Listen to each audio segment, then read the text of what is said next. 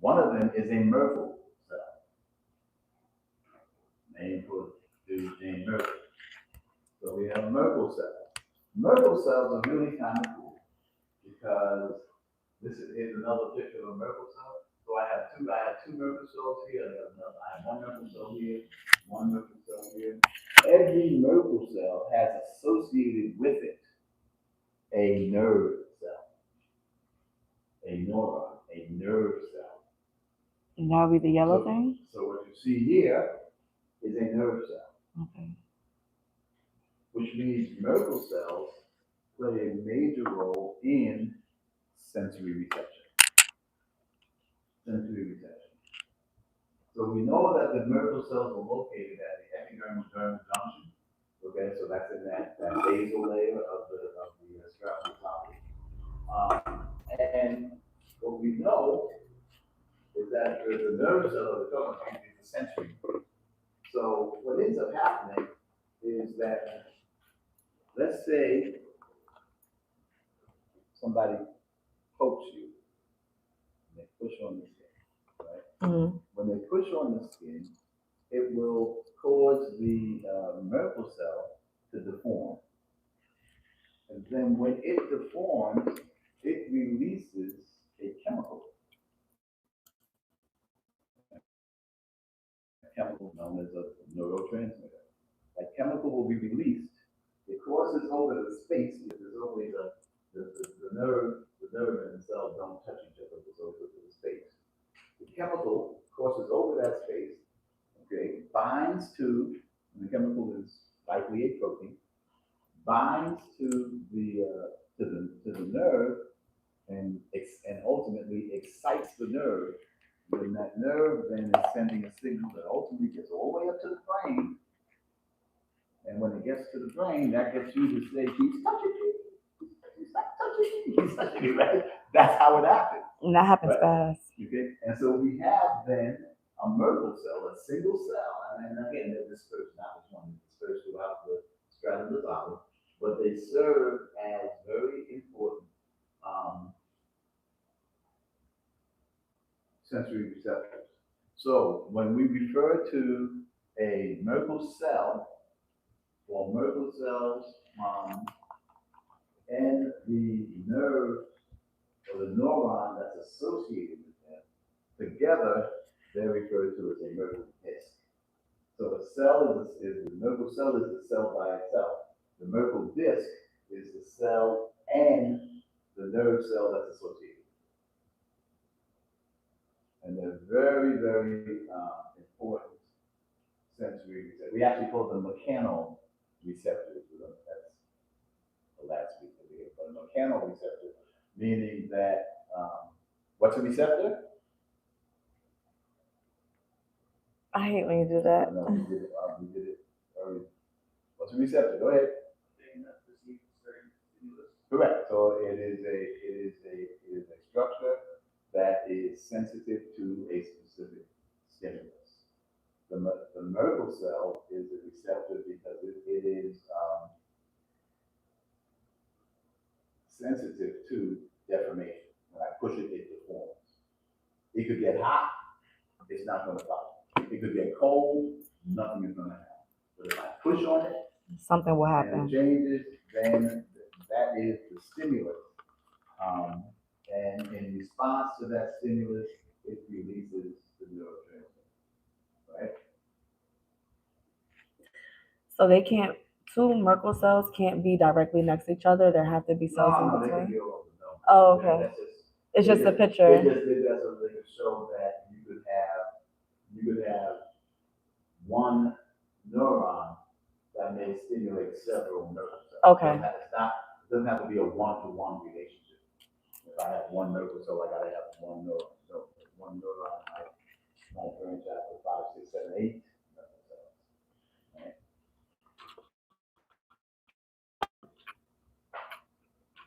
So what you see here are keratinocytes, and then you see some Merkel cells, because what is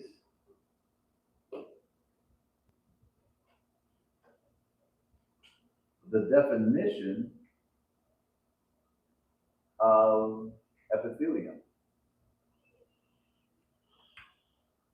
definition of epithelial tissue? Not the function, definition. What is epithelium? Epithelium is made up of, right? So it's made up of a sheet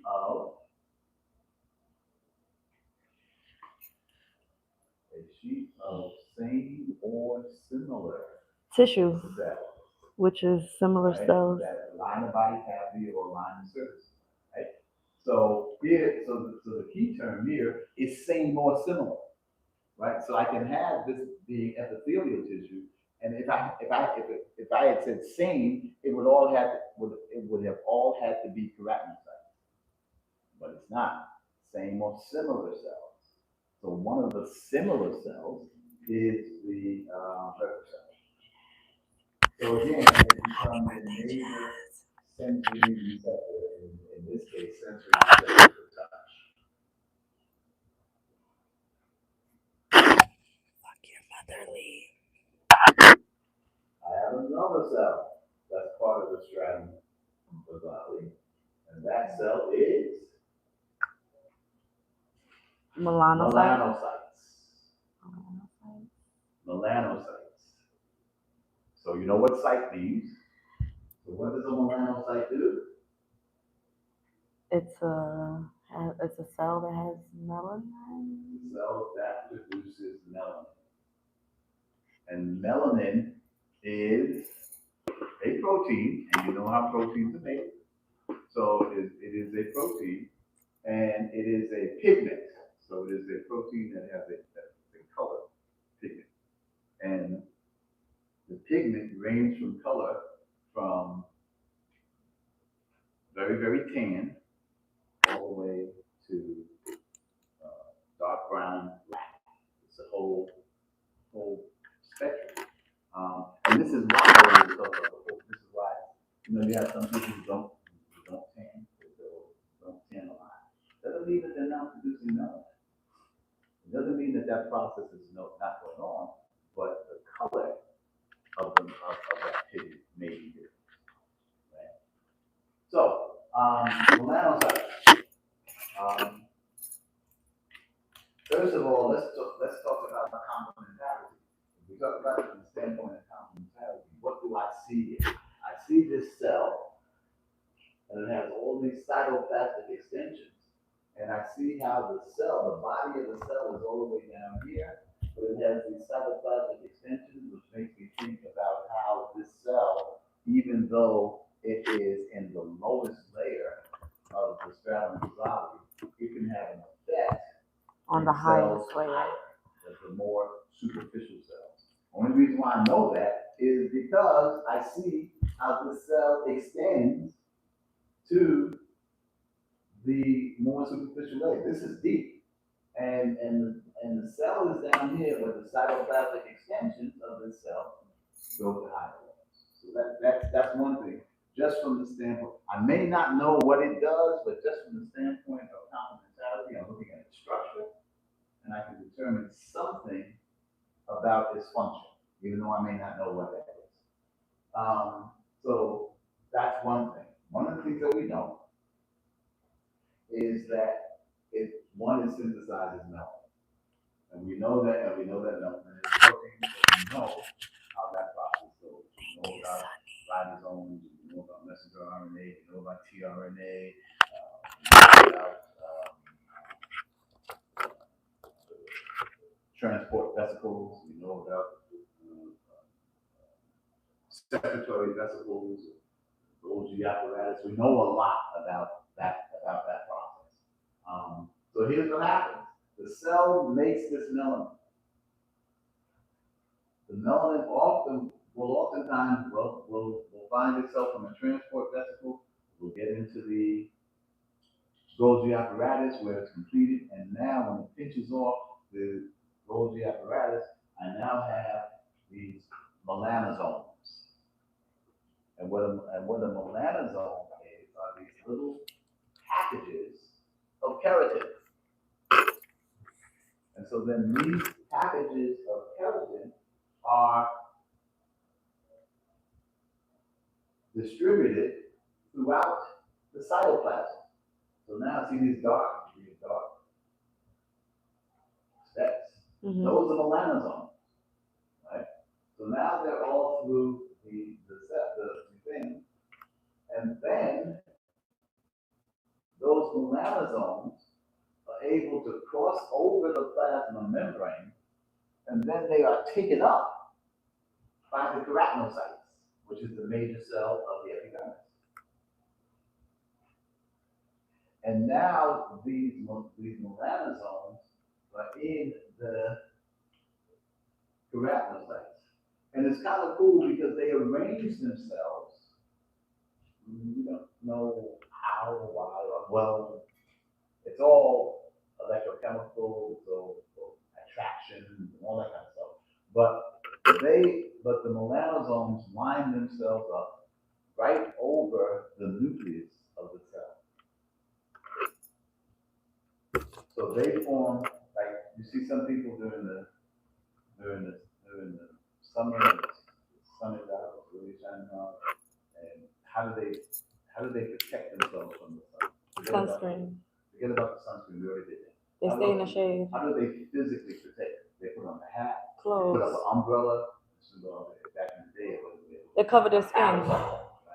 Right, but the whole line they cover their skin and they don't like it. It was really, it was oppressive, right? I pair of long pants, and I was like, ooh. Went back inside, put on a lighter shirt, because it's so hot. But what that means then is that my body has an increased exposure to the ultraviolet. At least I have a higher percentage of my body that is exposed to ultraviolet rays.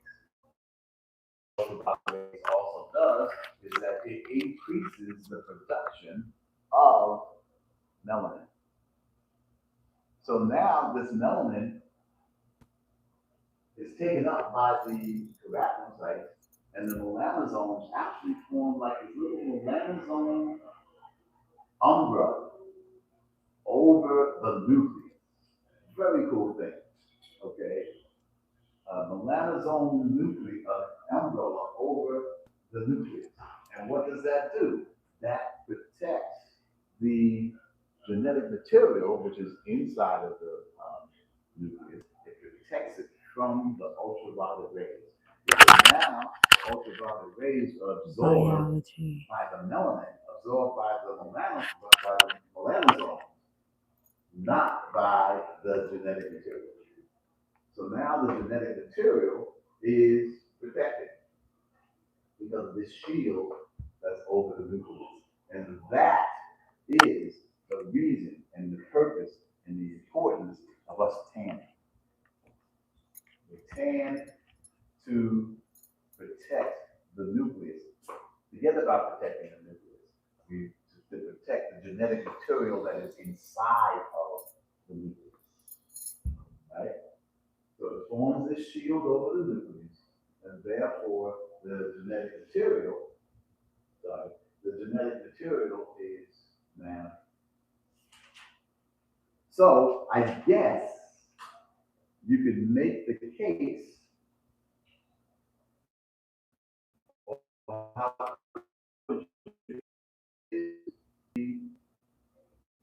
stimulus. So now we have the stimulus. We have ultraviolet rays, okay? And that they come in and they. We know oftentimes about African American babies when they're first born. They're real light. Okay? But they've been wet. My grandfather, when I was born, my grandfather left the hospital, went back to my grandmother, and told my grandmother I was white.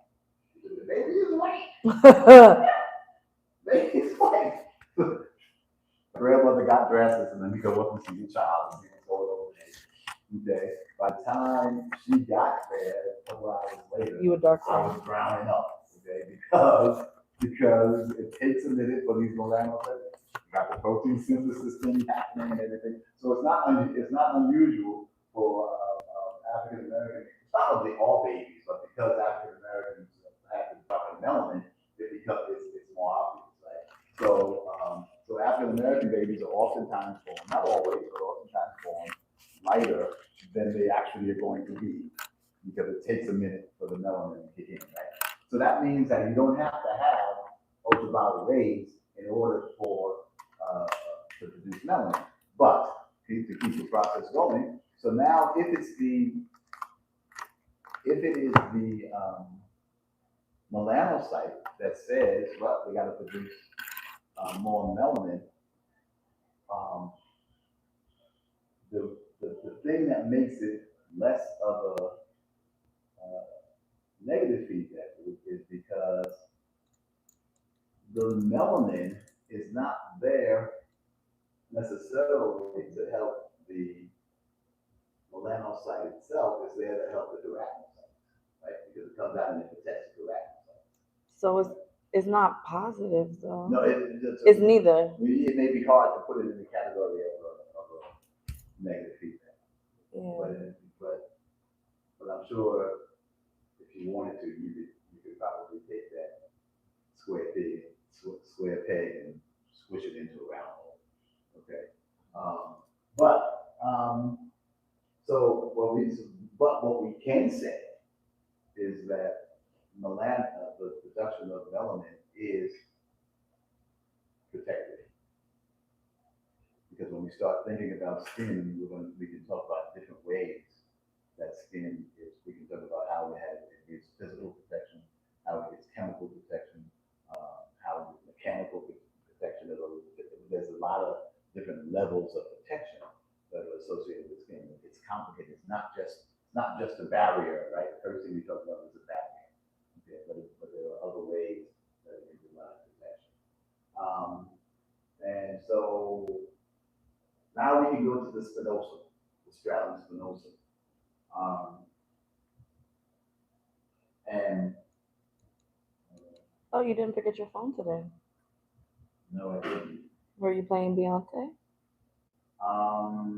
She came on this morning. We did.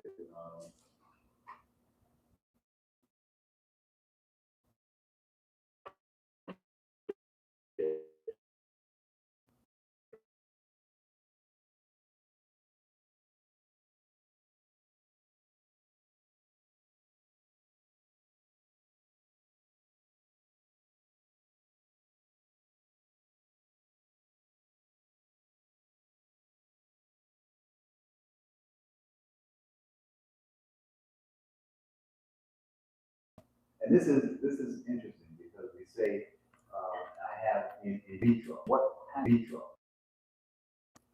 Under the microscope, what kind of cell are we looking at? Any cell that we are looking at under the microscope, what type of cell are we looking at? A dead cell. Okay. Okay, it's dead. Yeah, you stumped me with I that. stumped it. I'm like, So we have to be careful because we will look at it and we'll see a particular shape or of the cell, let's say, and that may not be the way the cell exactly looks. Because it's dead. In a live specimen, it looks like that because it's dead. So in vitro means in glass or under glass, like you're looking at a slide. okay. The opposite of in vitro is in vivo. Can you Is in look vivo. at live cells? You can.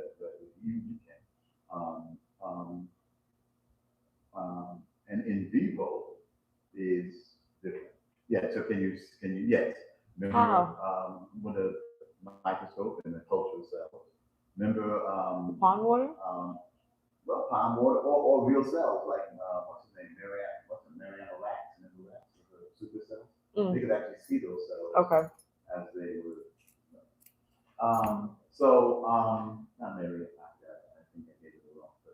But nonetheless, so in vivo is in life. In vitro is under glass.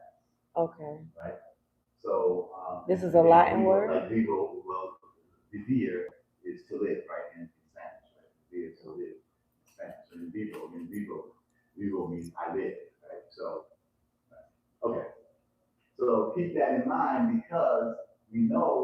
they appear as spiny cells, but they don't necessarily appear like that in life. And we'll tell you why in a minute. And this is why. One of the things that we know about the cells in this layer is that they have these microtubules, protein microtubules, that span over the cytosol, right? And then they attach to the desmosome. So what they're really doing then is reinforcing the desmosome. So at this layer, at this level, it seems like what's happening is that we're actually enhancing the protective function of the skin, because we're holding these cells even more tightly together because of these microtubules. And that's why we think they take on the spiny formation in a dead cell. No, he doesn't know. Start to pull it, and you don't have the dynamics of the plasma membrane and the water and all the other things that allow that cell to maintain its size, to maintain its shape, I'm sorry. And so we think it's those microtubules that make it look spiky when we look at it when we do a rotating small.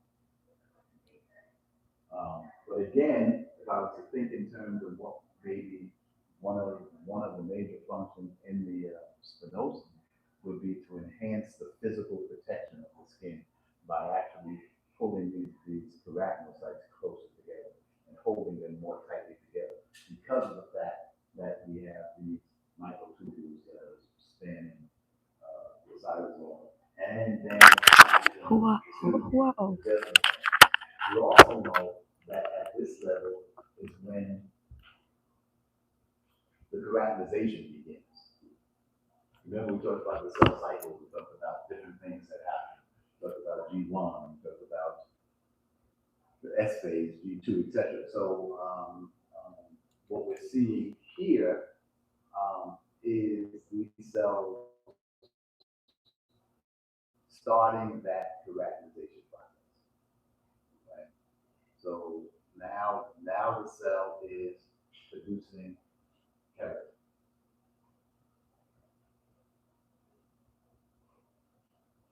And that is in the spinosum.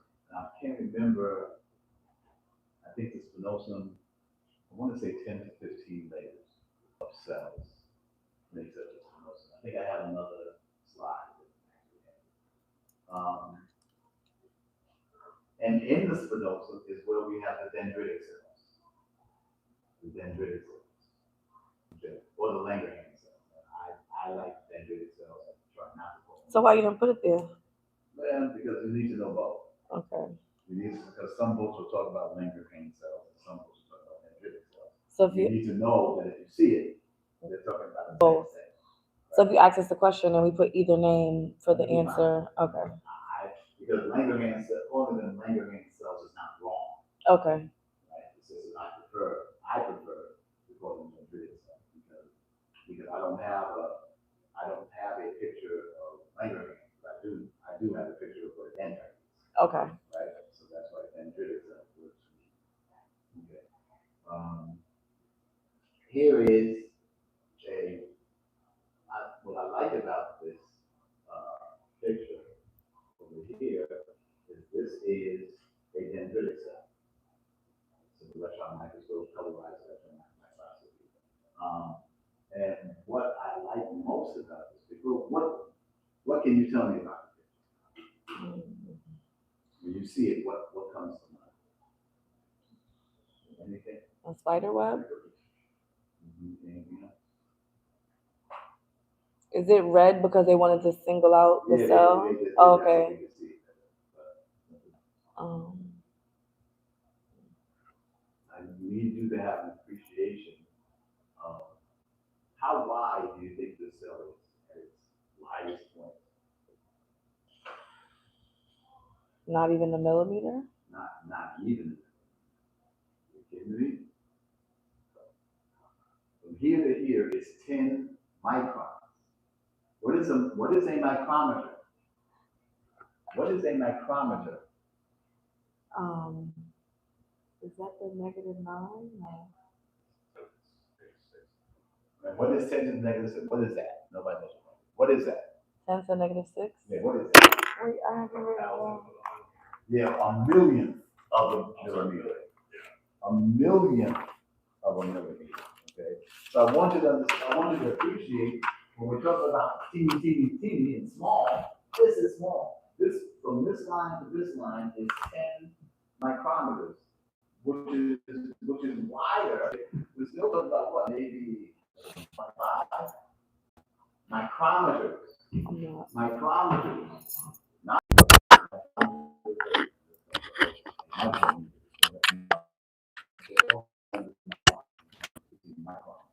micron. It is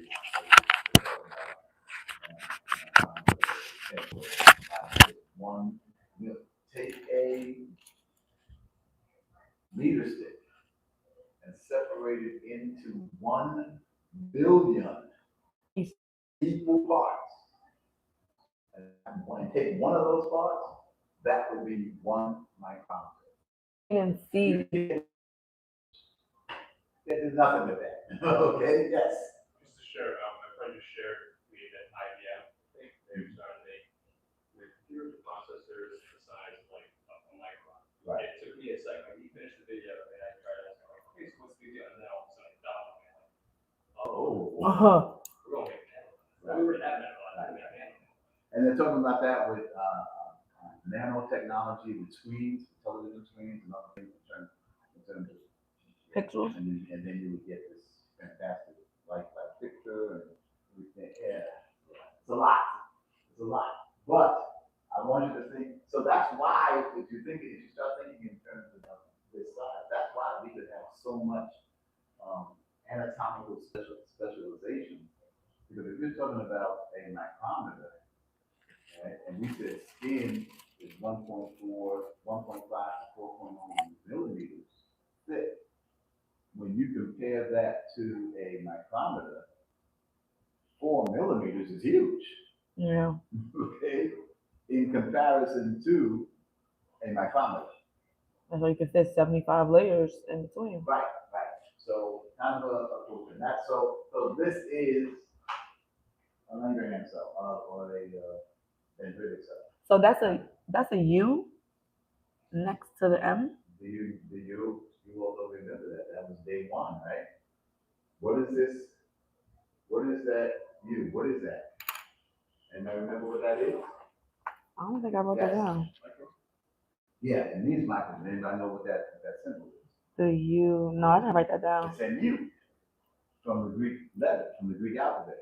Alphabet, gamma, delta, epsilon, zeta, eta, zeta, iota, kappa, lambda, mu. Okay, mu is ion, prime, pi, sigma, tau, epsilon, phi, psi, omega. Right. So a mu, and the reason why they had to use a mu was because they already used the M for millimeter. Right, so it couldn't be another. They couldn't put the same thing. They can't have 2 M's. Okay. So they used the M from the Greek letter alphabet, which is a mu. Right? So that's why. So it's the star-shaped cell, and here's the key thing: it arises from the bone marrow. So as soon as you hear it arises from the bone marrow, what do you think? What comes to mind? It came from the thymus. First thing that comes to mind, based on what we were talking about in terms of bone marrow and needed action, all that. First thing that should come to mind. It does, because it is a macrophage. Macrophage. Anybody know what a macrophage is? Now off the top of my head. So back in the day, there was a video game. Back in the day, they used to have like arcades. They still do. Don't do us like that. You do it? Don't do us like that. People going to the arcade, and one of the games that for a while was a popular.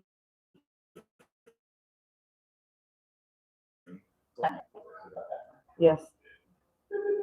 That was a silly, simple game that when you think about it now, any junior coder, right?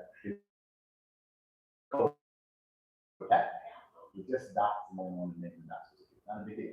But it was huge. Everybody loved to play Pac-Man. Okay, Miss Pac-Man and the Pac-Man. Well, you could think of a macrophage as being the Pac-Man. Because what the macrophage does is that it is able to eat, engulf, drink, foreign material. Mhm. So it's just part of the cleanup crew. If I get a cut and I introduce debris into my skin, the macrophages of the dendritic cells are able to bind to those things, pull them into the cell, encapsulate it in a membrane, and then while it's in the membrane, they may try to break it down and destroy it with strong enzymes. How would they do that? Well, how could they do that, destroy something with strong enzymes, without destroying the cell? Flood. Organelle would what organelle might be in high concentrations in a cell as a macrophage. Yes. So ribosomes. Say the question again. What organelle? What- why- mm, There may be a lot of ribosomes because of what's inside. But inside the vesicle, it has enzymes that can. So you could throw stuff, this debris, okay? Now it's floating around in the cytoplasm, and now you also have lysosomes floating around.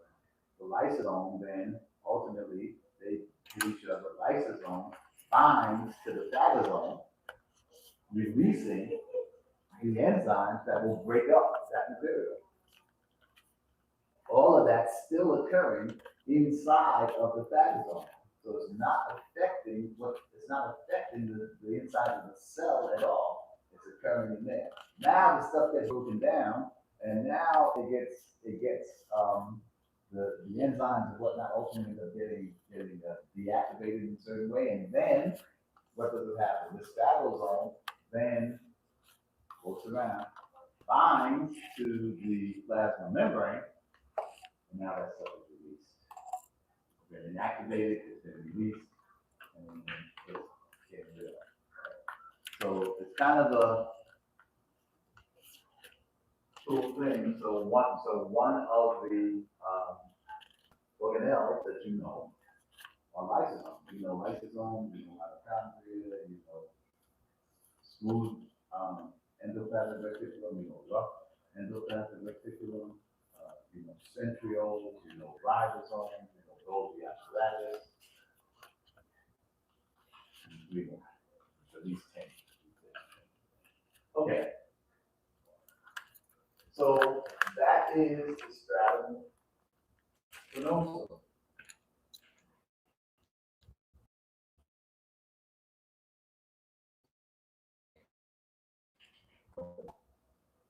But here, so right, this is spinosum, this is the spinosum, and then here are the granules. So you can see the granules, right? And they produce different arachnohyaline granules, manila granules, and part of what they do is they toughen the cell, right? They toughen the plasma membrane. They make the cell a little bit less flexured. They also, the granules also release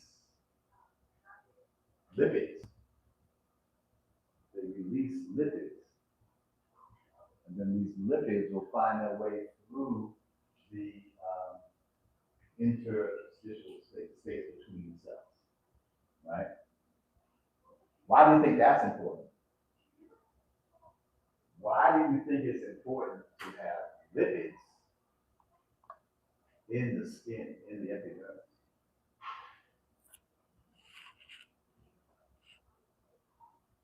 And I know that it goes back to what we were talking about. You know, everything goes under the surface. What did we talk about in terms of the skin? Talk about the skin being waterproof, right? When we said the waterproofing is not to keep water out, but to keep water in. So why the lipids?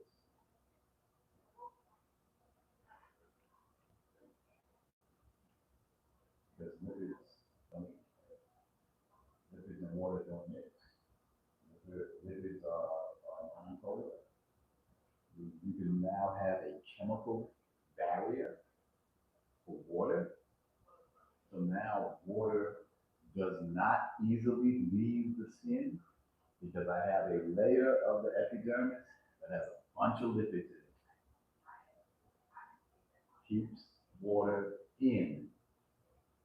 You say skin is watertight, not to keep water, not to keep water out, but to keep water in.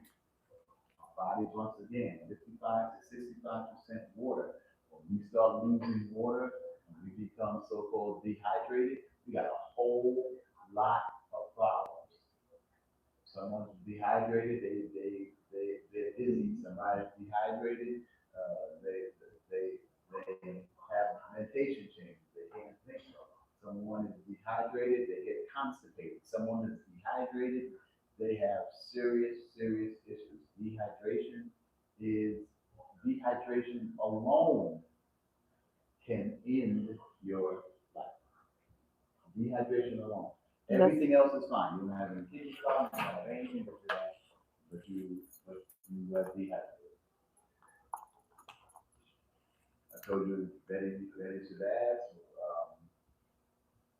in terms of the skin, what are the two things? If you have severe burns, what are the two things that if you're going to die from these severe burns, what are the two things that cause death and severe burns over 60% of the body? Dehydration and infection. Right? Because of the barrier, because if there's anything that the skin needs to be specialized for, and it really is to certainly keep microbes from getting in, to keep bacteria from getting in, right? And then you're also keeping water from getting out. And so it makes sense then. If you're burning, you can't do that. With severe burns, that we have to be very much so concerned with is going to be infection and dehydration.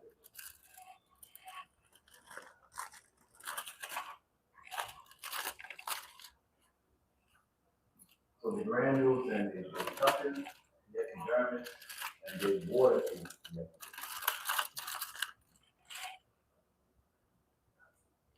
and then we have the lucidum. The lucidum is very difficult. We're not quite sure what the lucidum actually does. What? But it is 3 to 5 layers of clear, flattened keratinocytes that are filled with an intermediate form of keratin. So keratin is still forming an intermediate form of keratin. It's 3 to 5 layers. And the layers of the lucidum are readily visible in thick skin. And we earlier talked about thin skin.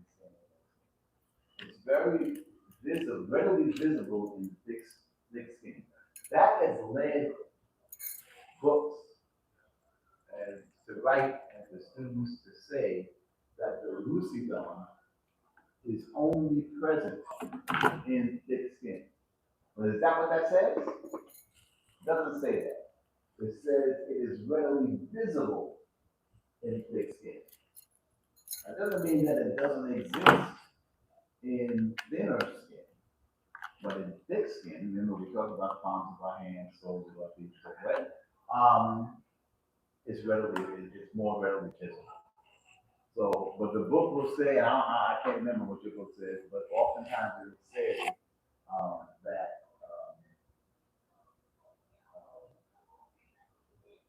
the lucidum is only present in thick skin. I don't want you to say that. I don't want you to say that. Because I'm not convinced of that. You personally? No, a lot of people. Okay. But it has moved to people saying, well, it's only in, and you see the books only in thick skin. Although, maybe, and the reason why it may be difficult to make that determination is that we're only talking about 3 to 5 layers of cells. So some people, students, think, well, the reason why thick skin is thick is because of the leucidum. Well, you can't do that if you're only talking about 3 to 5 layers of cells. That's not going to make a big difference between skin being thick or thin.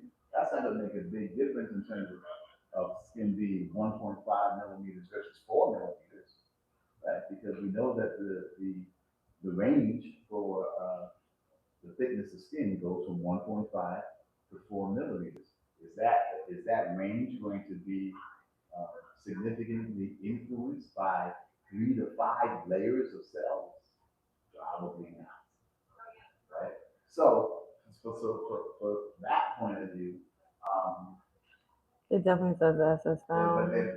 but it is clear that the leucidome is more visible in thick skin.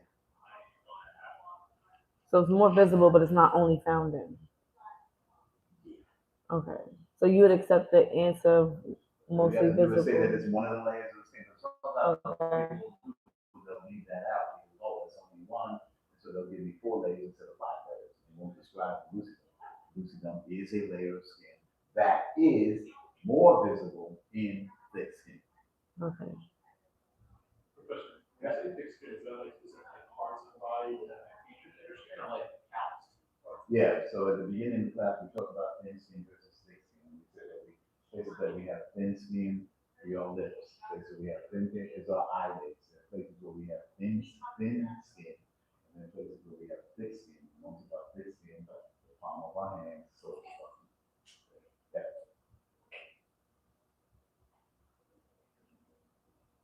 And then we have the cornea.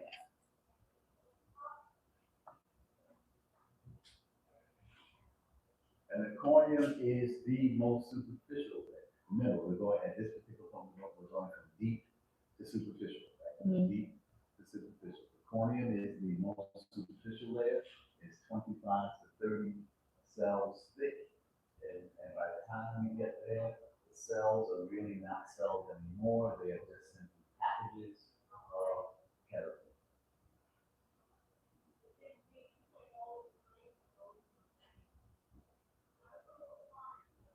And we have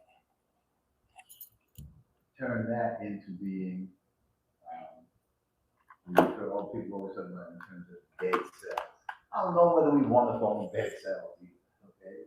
Because all they are packages of keratin. The keratin has taken over the entire cell, and now the cell is just a package of keratin.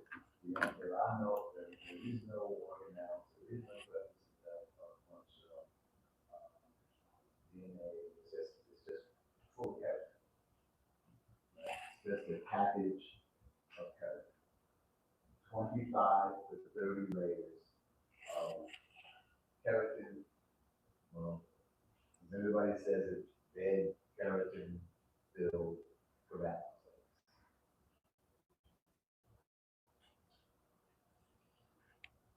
And remember that keratin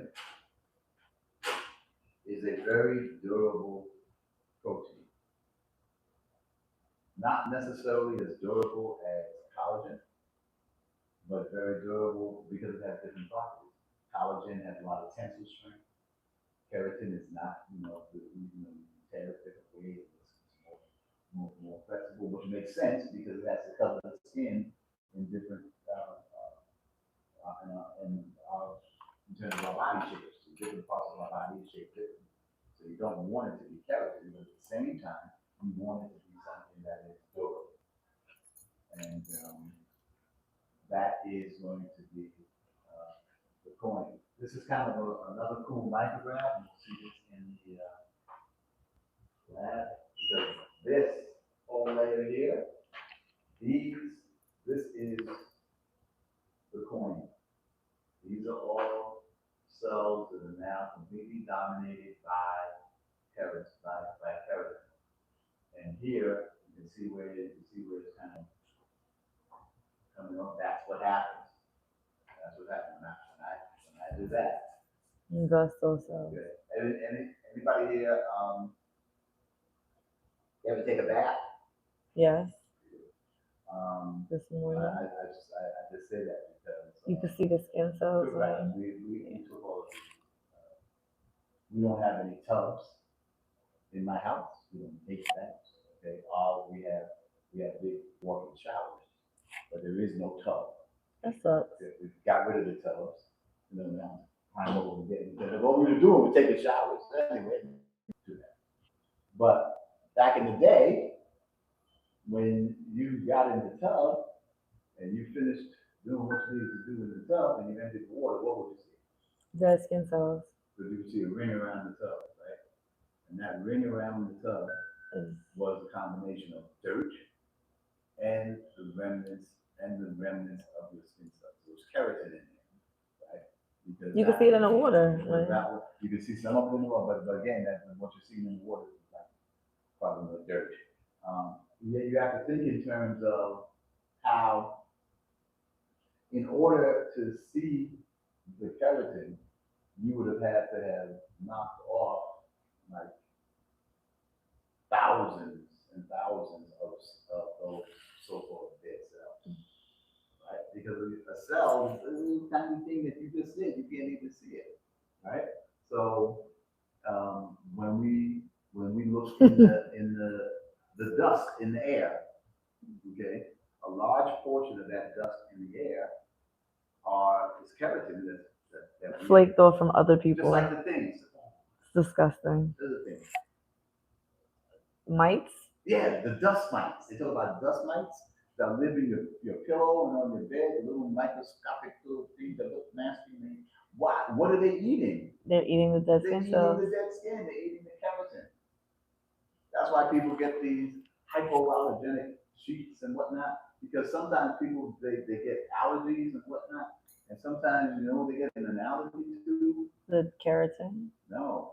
The dust mites. The dust mite feces. Okay, I've had enough. You've had enough. Okay? Because the dust mites eat and then they poop, And and then it may be the poop that's causing. that's causing the allergic reaction. That's Isn't disgusting. that disgusting? Okay, okay, but if they're eating something, if they are, I never thought about that. The fact that they have to. if they are, and you know, and now because I say it's all bioelectric, right? Because if they are alive, what do they have to do? They have to digest and they have to breathe. They defecate. have to move. They have to do all of that, right? And so why not? Why not poop? Very interesting thing with I'm gonna go home and vacuum. vacuum. Back in the day, there was in certain neighborhoods we had kids who had asthma, and there was an increase. There were in certain zip codes. There was an increased absentee rate, Hmm. and kids not going to school because of asthma. A big thing with asthma, right? Oh gosh, it was the dust. And so what they determined was that the reason why these kids were having these asthma attacks was because of an allergic reaction to roach feces. Oh come on. So here's the thing, you know, a roach doesn't, you know, they don't, you know, produce a big blob of feces. It's that Okay, little but what black happens dot. is that the feces gets aerosolized and it gets into the air. And then you have these kids who are sucking it up. So what was, and this became a public health issue. So what did they do?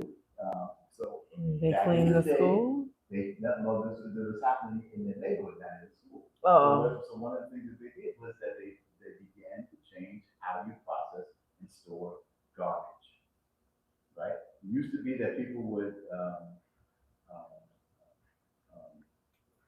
put the garbage in, they don't know about metal cans. They used to put garbage in metal cans and put a lid on it. Only reason why I remember about the metal cans was, Now everything is plastic. no, my father used to tell me if somebody was messing with me. Use the metal can. Use the top. Take the top off the metal can and keep the hell out. Keep on hitting.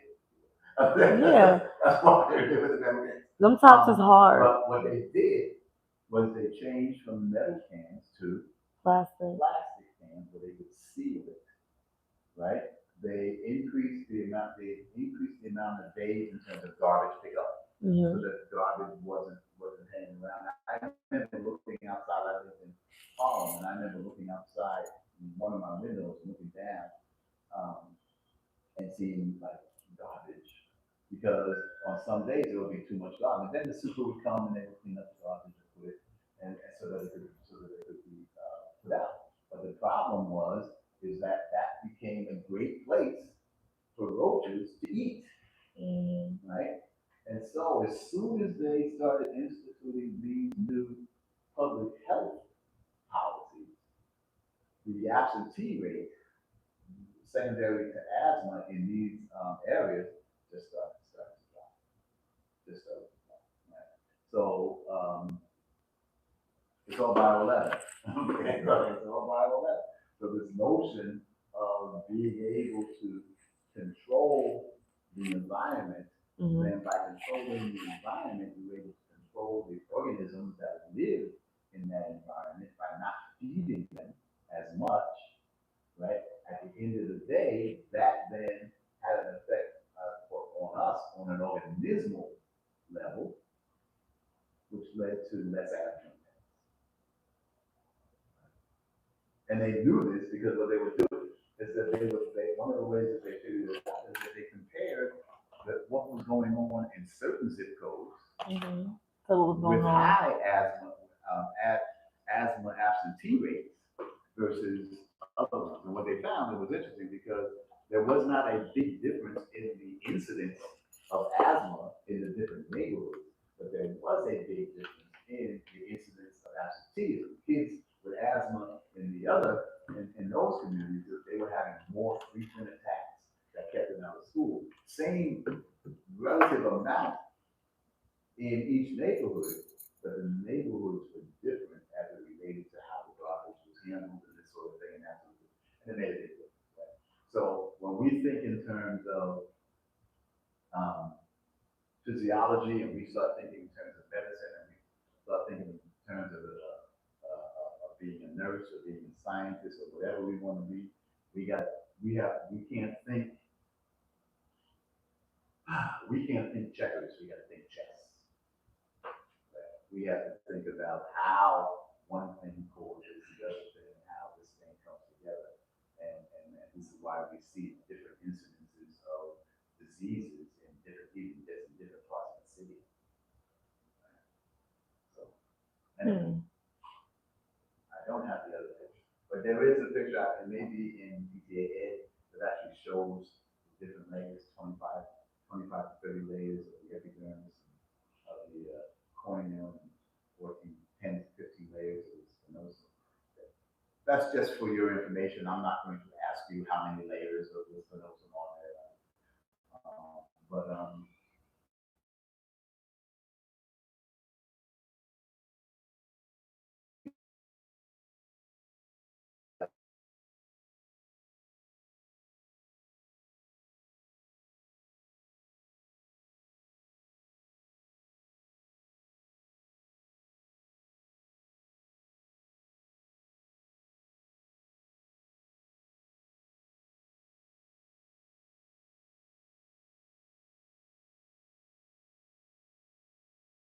But those layers, I could have protection.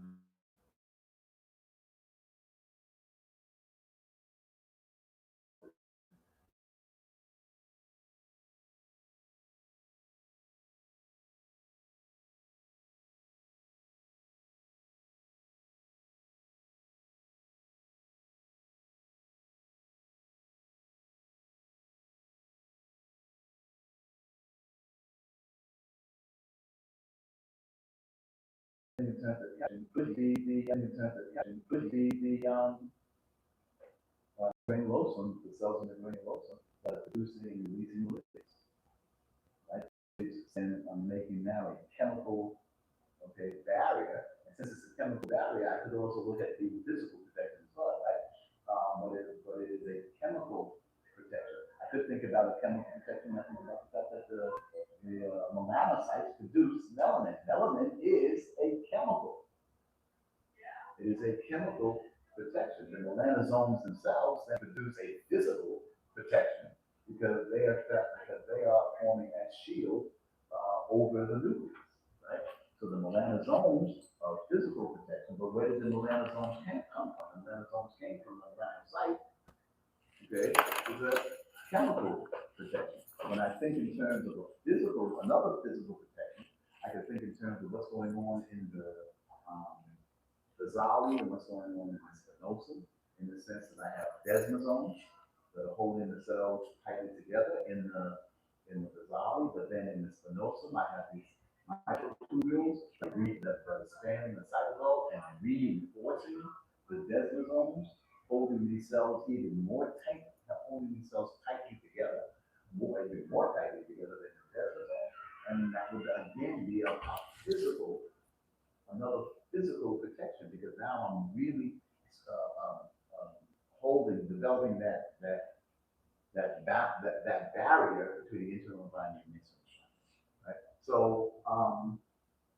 and I'm probably going to leave this on that. But the idea is that when we think in terms of protection, we can't just think we can't just think in terms of physical.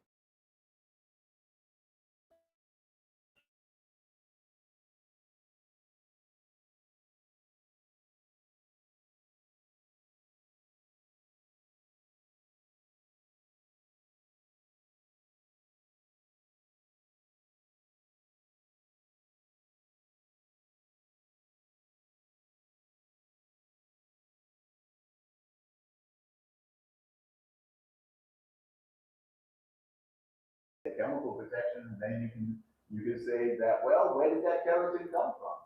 Keratin is a chemical, right? And it is the keratinocytes in those lower, those deeper layers of the epidermis. That keratin didn't just come from anywhere. That keratin is a cellular product.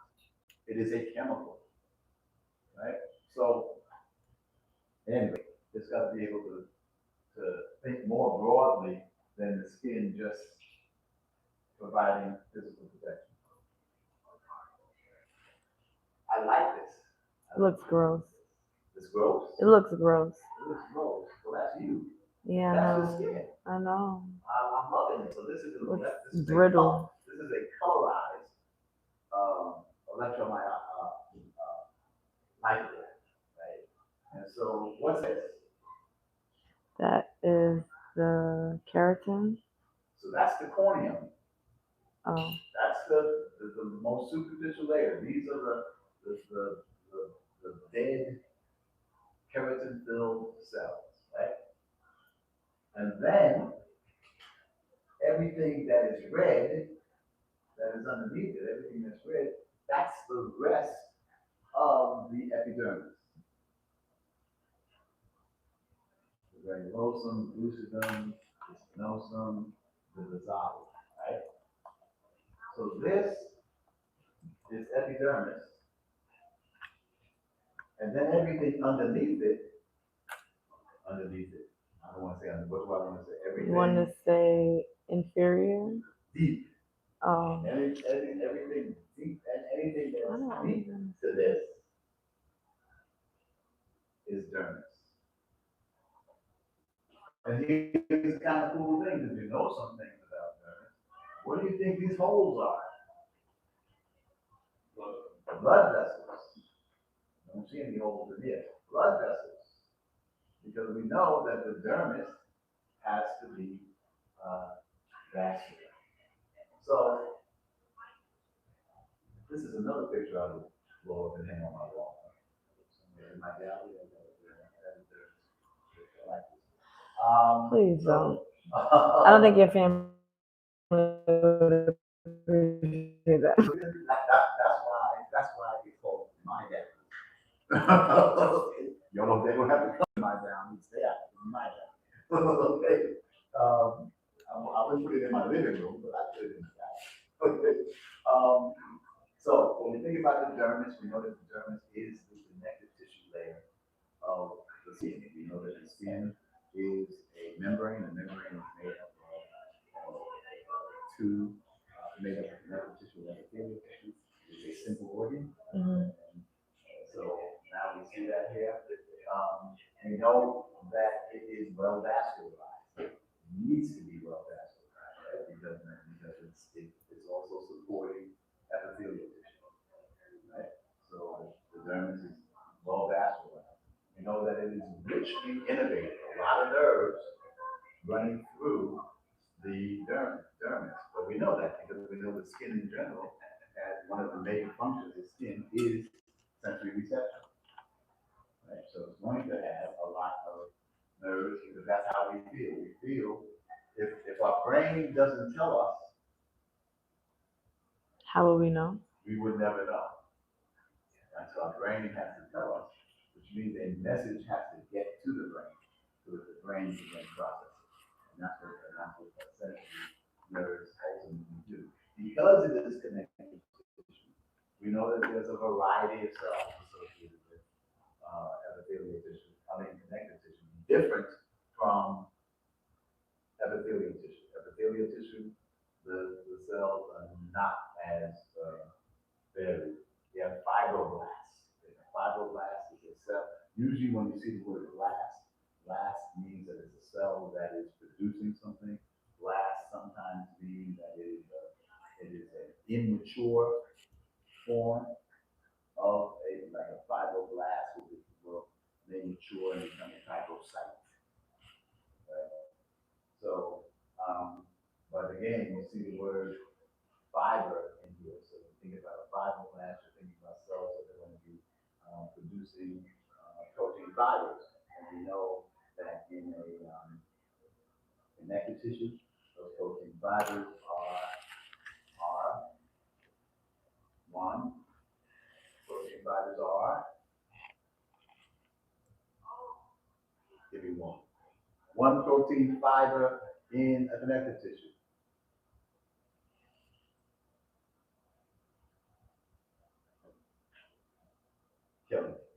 Killing. Collagen, elastin, and reticulin. Right? Those are the three fiber types that we see in connective tissue. Okay. Macrophages, not necessarily dendritic cells. The dendritic cells are in the epidermis, but there are other types of macrophages that are actually in the dermis. Mast cells, M-A-S-T, mast cells are specialized cells that arise from the bone marrow. And as soon as I say that, what do you know? They're immune cells, but they play a role in immunity in terms of being able to detect, maybe to detect a foreign substance, to detect debris, and even if that cell can't do anything directly about it, it can release a chemical, could be like a receptor, that releases a chemical that activates other parts of the immune system. It's like leaving little, who was the, which was the fairy tale that Hansel and Gretel. Hansel and Gretel? Yeah. Because they went through the woods. And they left breadcrumbs for who? Somebody to come back out the woods. Okay. Oh, was that Little Red Riding Hood? No. Yeah, Hansel and Gretel. Yeah, they was going to the witch house. They wanted to be able to find their way back. A mast cell or other cell, an immune cell that will start a process where it will come into contact with something that's not supposed to be there, right? And then it will then leave breadcrumbs away from that thing, so that and that those breadcrumbs will be something that the other immune cells could follow to go to get assist to that problem, right? So Hansel and Gretel. What happened with Hansel and Gretel? That was Hansel and Gretel, they parents couldn't take care of them, so they went into the woods to go um, find food or find a cottage. It's two types of stories. Right, and then And they left the breadcrumbs to be able to find their way back out of the woods. wasn't there somebody who was trying to kill them? That was the witch that lived in the The witch, house. it was the She witch. wanted to eat them. Wanted to eat them. She was gonna bake the boy into a pie. Bake the boy into a pie. Kind of violent. Okay. Aren't they all? Okay, yeah, they are. Three little pigs, they go into the houses. Yeah, well, All kinds of stuff. But yeah, so Hansel and Gretel, okay, that's one way that immune cells, white blood cells. Remember, yesterday I talked, Monday I talked about diabetes. White blood cells be able to leave the blood vessels, stay in the tissue for a while in case something happens. Right? White blood cells, so we got that. Okay, and then of course we have collagen fibers, elastic fibers, and then the other one is reticular fibers. The only reason why reticular fibers, why didn't I list reticular fibers separately? because reticular fibers are a type of elastic fiber. No. Collagen fibers. Okay, I was close. Reticular fibers are really just specialized Collagen fibers.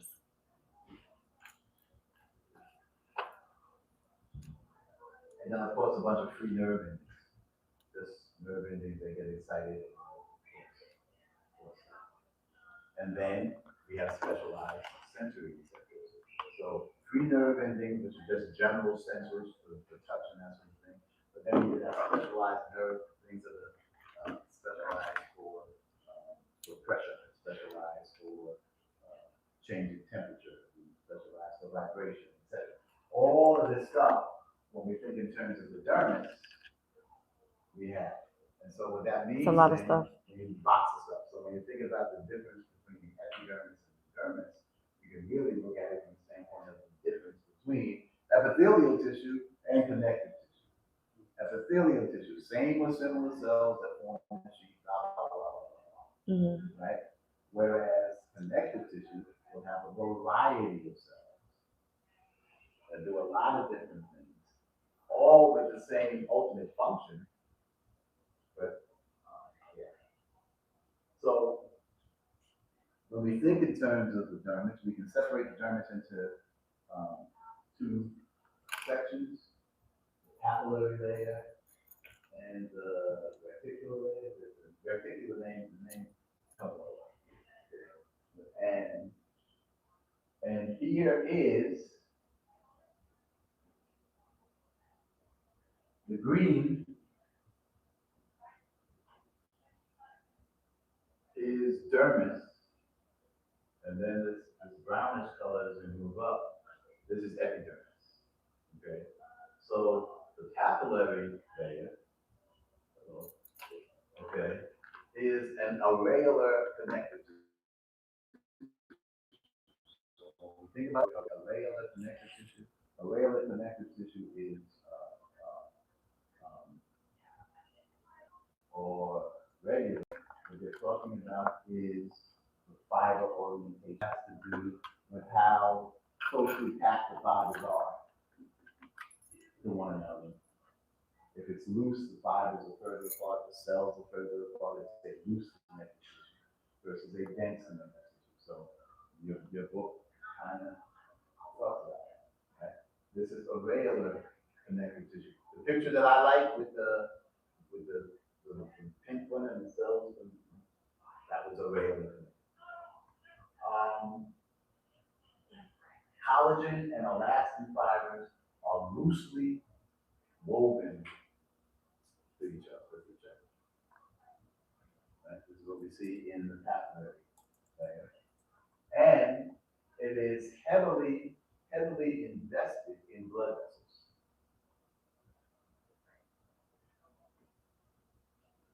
But those blood vessels have to come from somewhere, right? So they have to go through the rest of the dermis in order to get to be in this papillary region.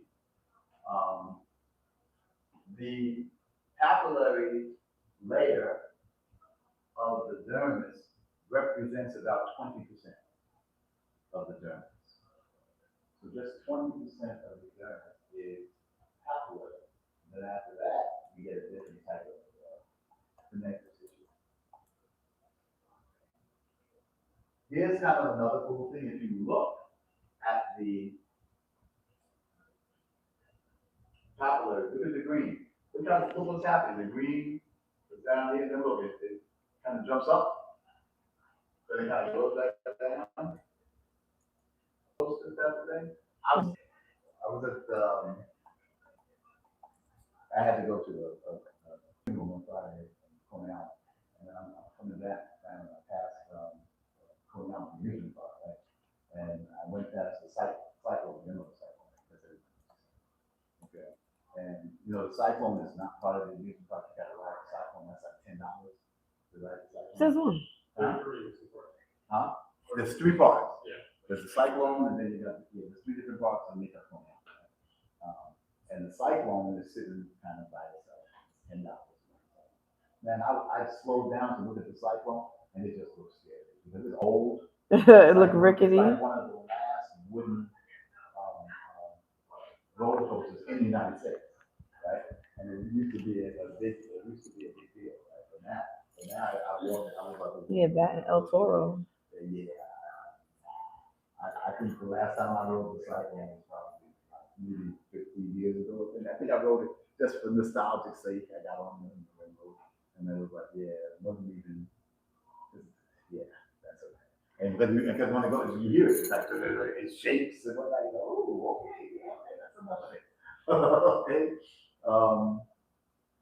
But the ones that keep on breaking down and people get stuck on All the plastic are the ones. more modern ones. Nobody gets stuck on the cyclone because it's gravity.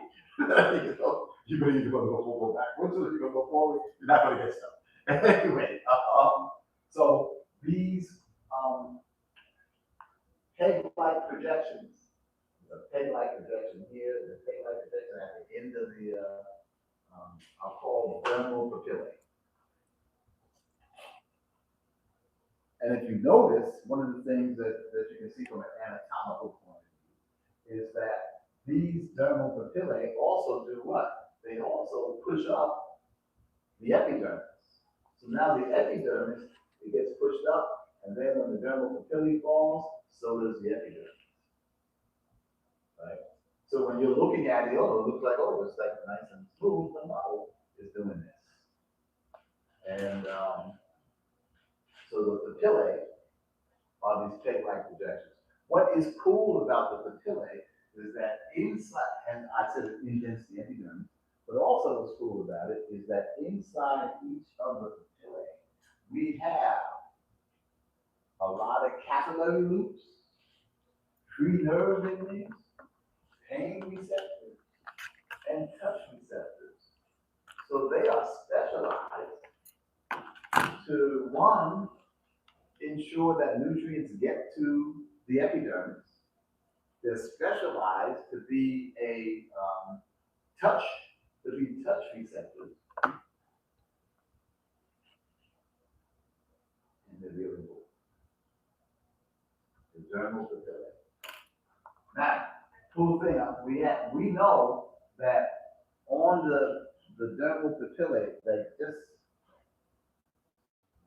deep to the dermal papillae, there may be bigger mounds of dermis, right?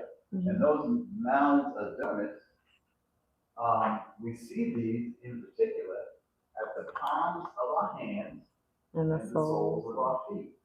And the papillae will sit on these surfaces, and we call the mounds, we call them dermal ridges, but those dermal ridges then form epidermal ridges. So those are going to be places where our skin is, the epidermis is more raised. And how do you know that? In terms of the palms of the hand and the soles of the feet. How do we know what? that there are Ridges? epidermal ridges. You can see them. Isn't that You what can makes see your them. print, your footprint, and your thumbprint? If you look, you can actually see the skin is more, and why? Why is it important to have, from a functional point of view, why is it important to have those epidermal ridges? For traction? Grip, try to give you, to allow you to open things. We didn't always walk with shoes. Yeah, So we have to be able to grip the ground, Mhm. and these epidermal ridges give us the ability to do that. That's the reason when you, they call it pruning, right? When you hands get really wrinkly, that's a functional effect, right? So your hands can remain that Right, yeah. So you can grab a rock and climb out of a So, gutter. and then it is those ridges, because we're gonna talk about the release of some other cells that may release some oils and release some other things that then lead to what? That lead to us having fingerprints. So here's the thing, is everybody's fingerprints The same? the same? No, They're not. What if you're an identical twin? it's still not the same. No, it is, right? If you're an identical, Yeah. what makes an identical twin an identical twin? Same cells, same DNA, same genetic code. How is an identical? Because the egg splits. Because the egg, The fetus. yeah. Right, because you have one egg, and one becomes two becomes four. Yeah. But sometimes what happens is you'll have these 16 balls with 16 balls of cells, and sometimes that ball of cells will break over. Mm-hmm. Let's say it breaks, now you got 8 and 8. And now you got 16, and now but when that happens, they are identical. Because it's the same cells. Because they came from the same fertilized egg. Fraternal twins, you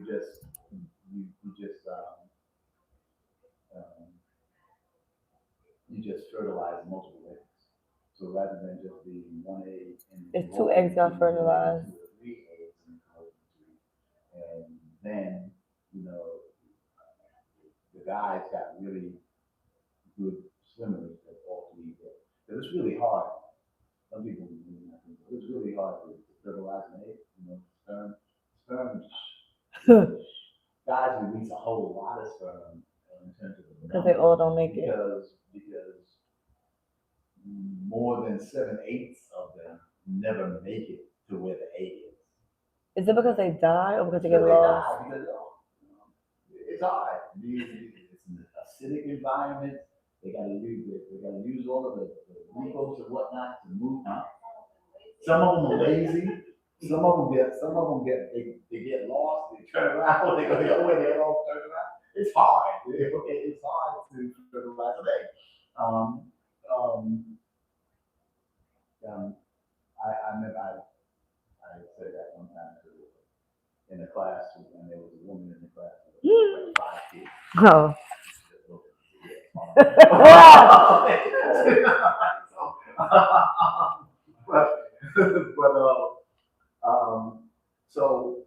But then you would have to turn because it's 2 separate eggs, but the same sperm. But here's the thing with these dermal ridges, and you're right, even identical twins have different fingerprints because there's a difference between a genotype and a phenotype, right? So a genotype is what your genes say.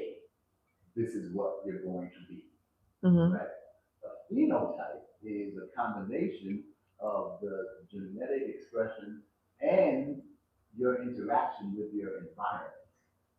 So what ends up happening, these dermal ridges are formed based upon how that child is laying, that embryo, the fetus is laying in the womb, right? So they're both wombmates. Okay, so you've got these wombmates, but they are not sitting or laying or moving exactly the same within the womb. So how they experience those dermal ridges, those ridges, It's a and different environment, experience. etc., it changes different. So fingerprints is a phenotype, not a genotype. Okay. Finger, because it's not just dependent upon what the gene says, it's also dependent upon how they are experiencing their environment, which makes it a phenotype. So they will have different, identical twins will have different fingerprints. Okay? So, yeah, but they come about because of that.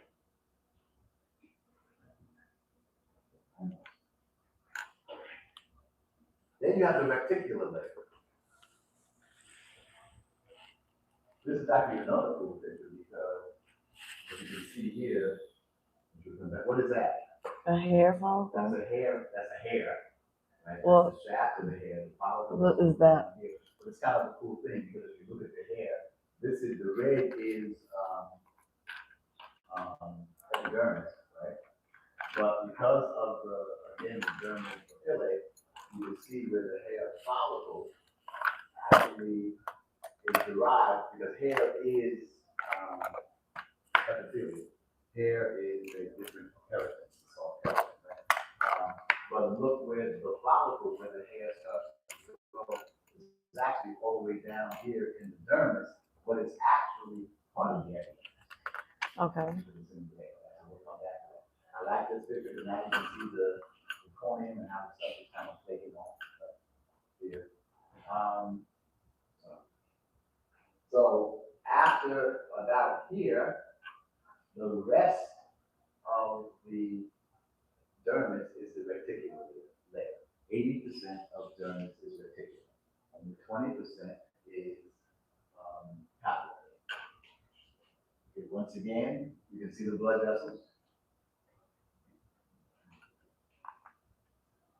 So 80% of the dermis, okay, it is dense, irregular connective tissue.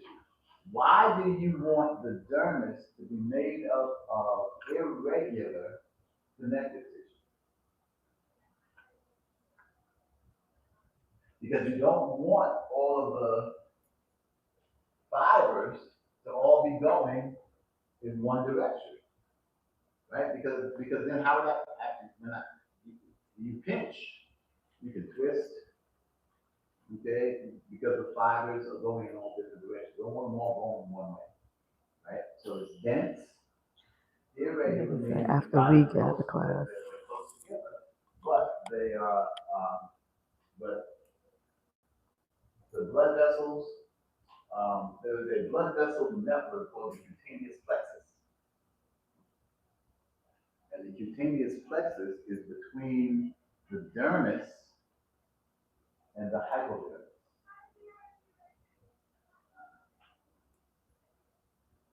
And we talked about the hypodermis in lab, right? We talked about the hypodermis being the cutaneous layer deep to the dermis.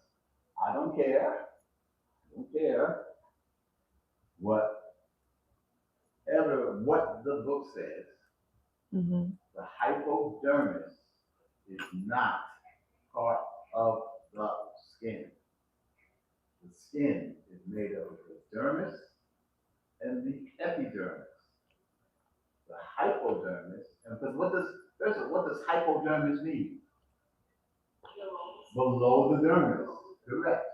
So when we think in terms of the skin, we think in terms of, and we called it a cutaneous membrane, which is connective tissue and epithelial tissue. And then there's another layer of connective tissue, which is the adipose tissue, which is called the hypodermis.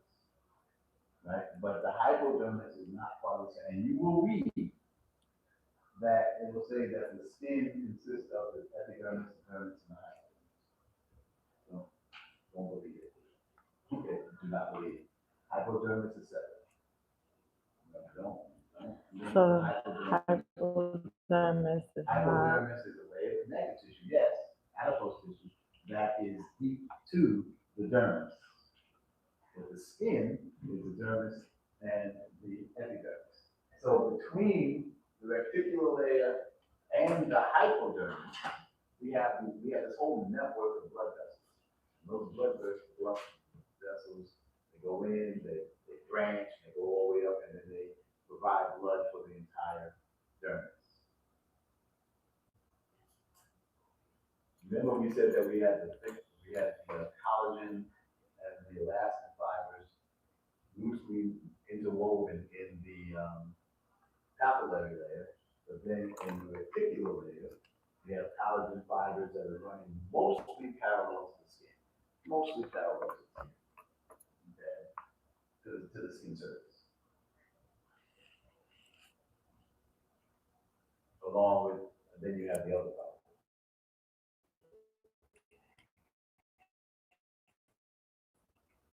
Fibers provide the skin's property of elasticity.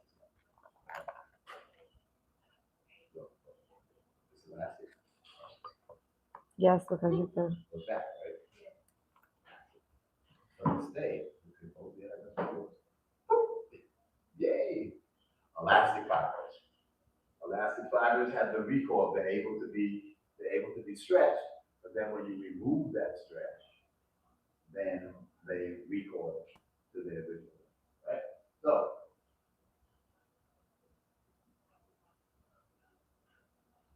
and that's really all you have to know about the difference between the two layers of the dermis and epidermis. In the lab today, we're going to look at the hey, oh, this is a nice picture because here is the epidermis. Here is the reticular layer.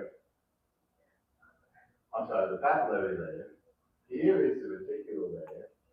Here is the hypodermis. And here is the cutaneous plexus of the vascular plexus where everything, blood vessels then branch and end up going all the way up and end up providing blood to the whole dermis. Here is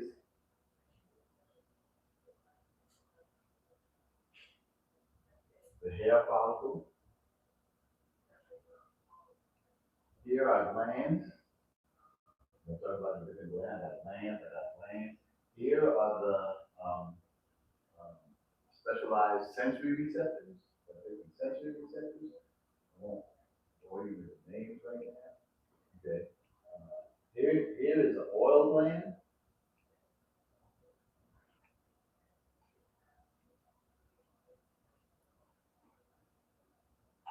And the reason why I like this picture is I want you to see all of that and then think 1.5 to 4 millimeters. So all of this stuff that you're seeing here is in a thickness of just a few sheets of paper. But then you can understand that if we start talking about looking at structures and saying micrometers, saying micrometers.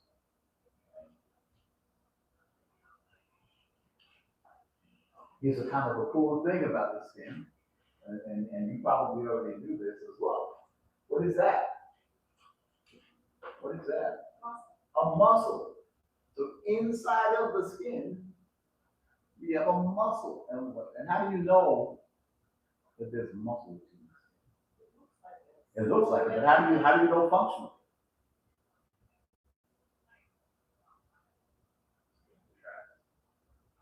What else? Well, look at where the muscles attach.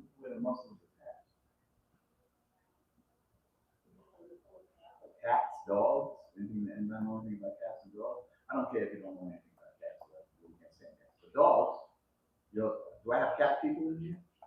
No. I like both. We had a cat that went crazy, wouldn't let my wife leave. That we were in the basement room and wouldn't let her leave because the cat was tired of being left alone. Got on the steps and wouldn't let my wife leave. Okay, so I came home and by the end of the day, the cat was living in the Okay, cat got it all. Okay, we wanted that anyway with the gift. Because we named him Cyrano. I went to Cyrano. But I'm not a cat person. I definitely thought of it. Well, what do you know about cats and dogs? What happens to a cat and dog if they get excited? They get scared. They get They back arches, the hair stand up, the heck what? the hair stand up. The hair stands up. The hair stands up. You know what the name of these muscles are? Erector pili. So this is what helps the hair stand up. Erector means stand up. Goosebumps because what it does, it pulls on the follicle and causes the follicle to close a little bit. And then you get a little bump, goosebump, because of these little tiny muscles.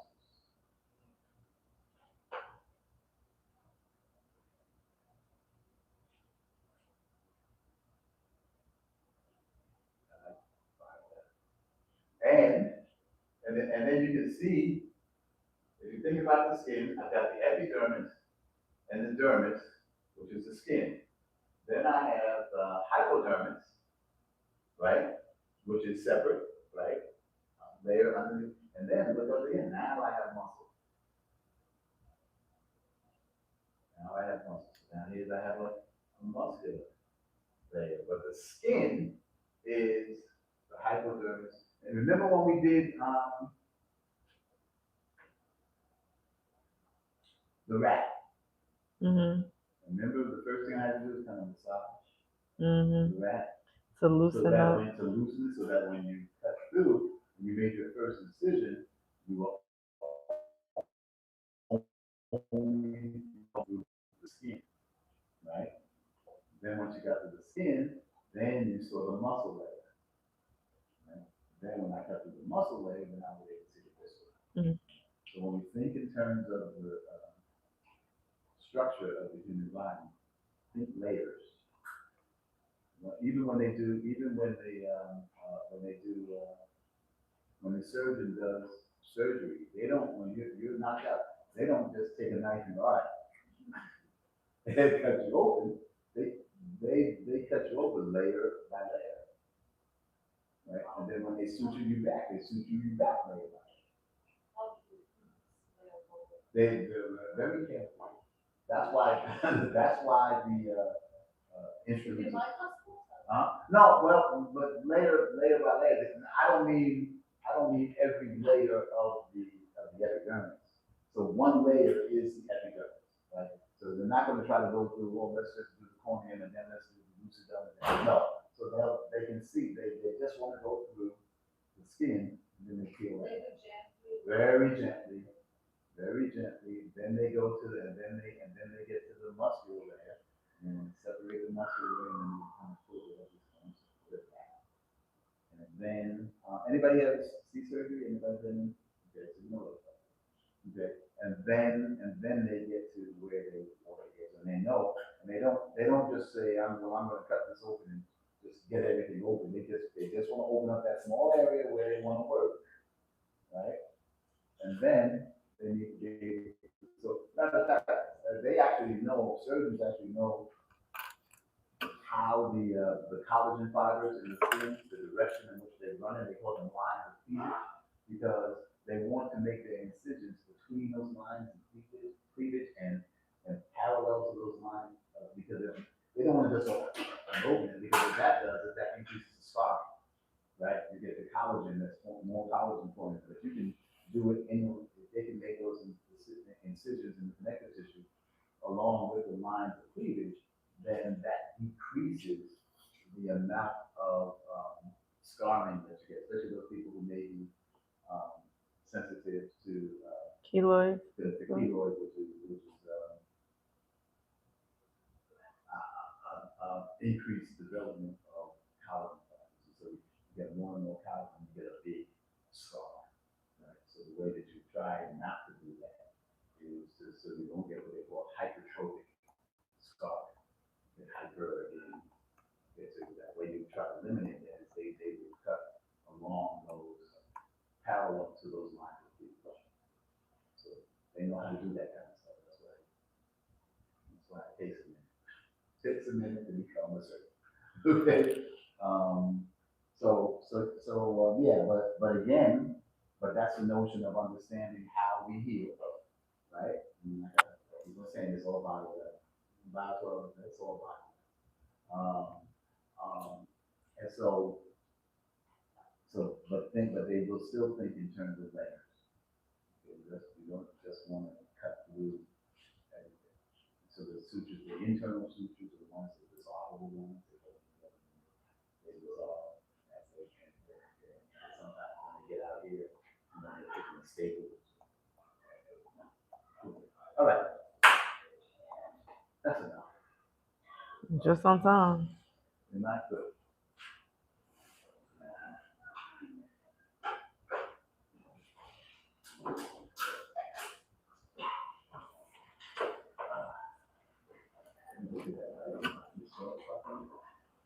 Yeah.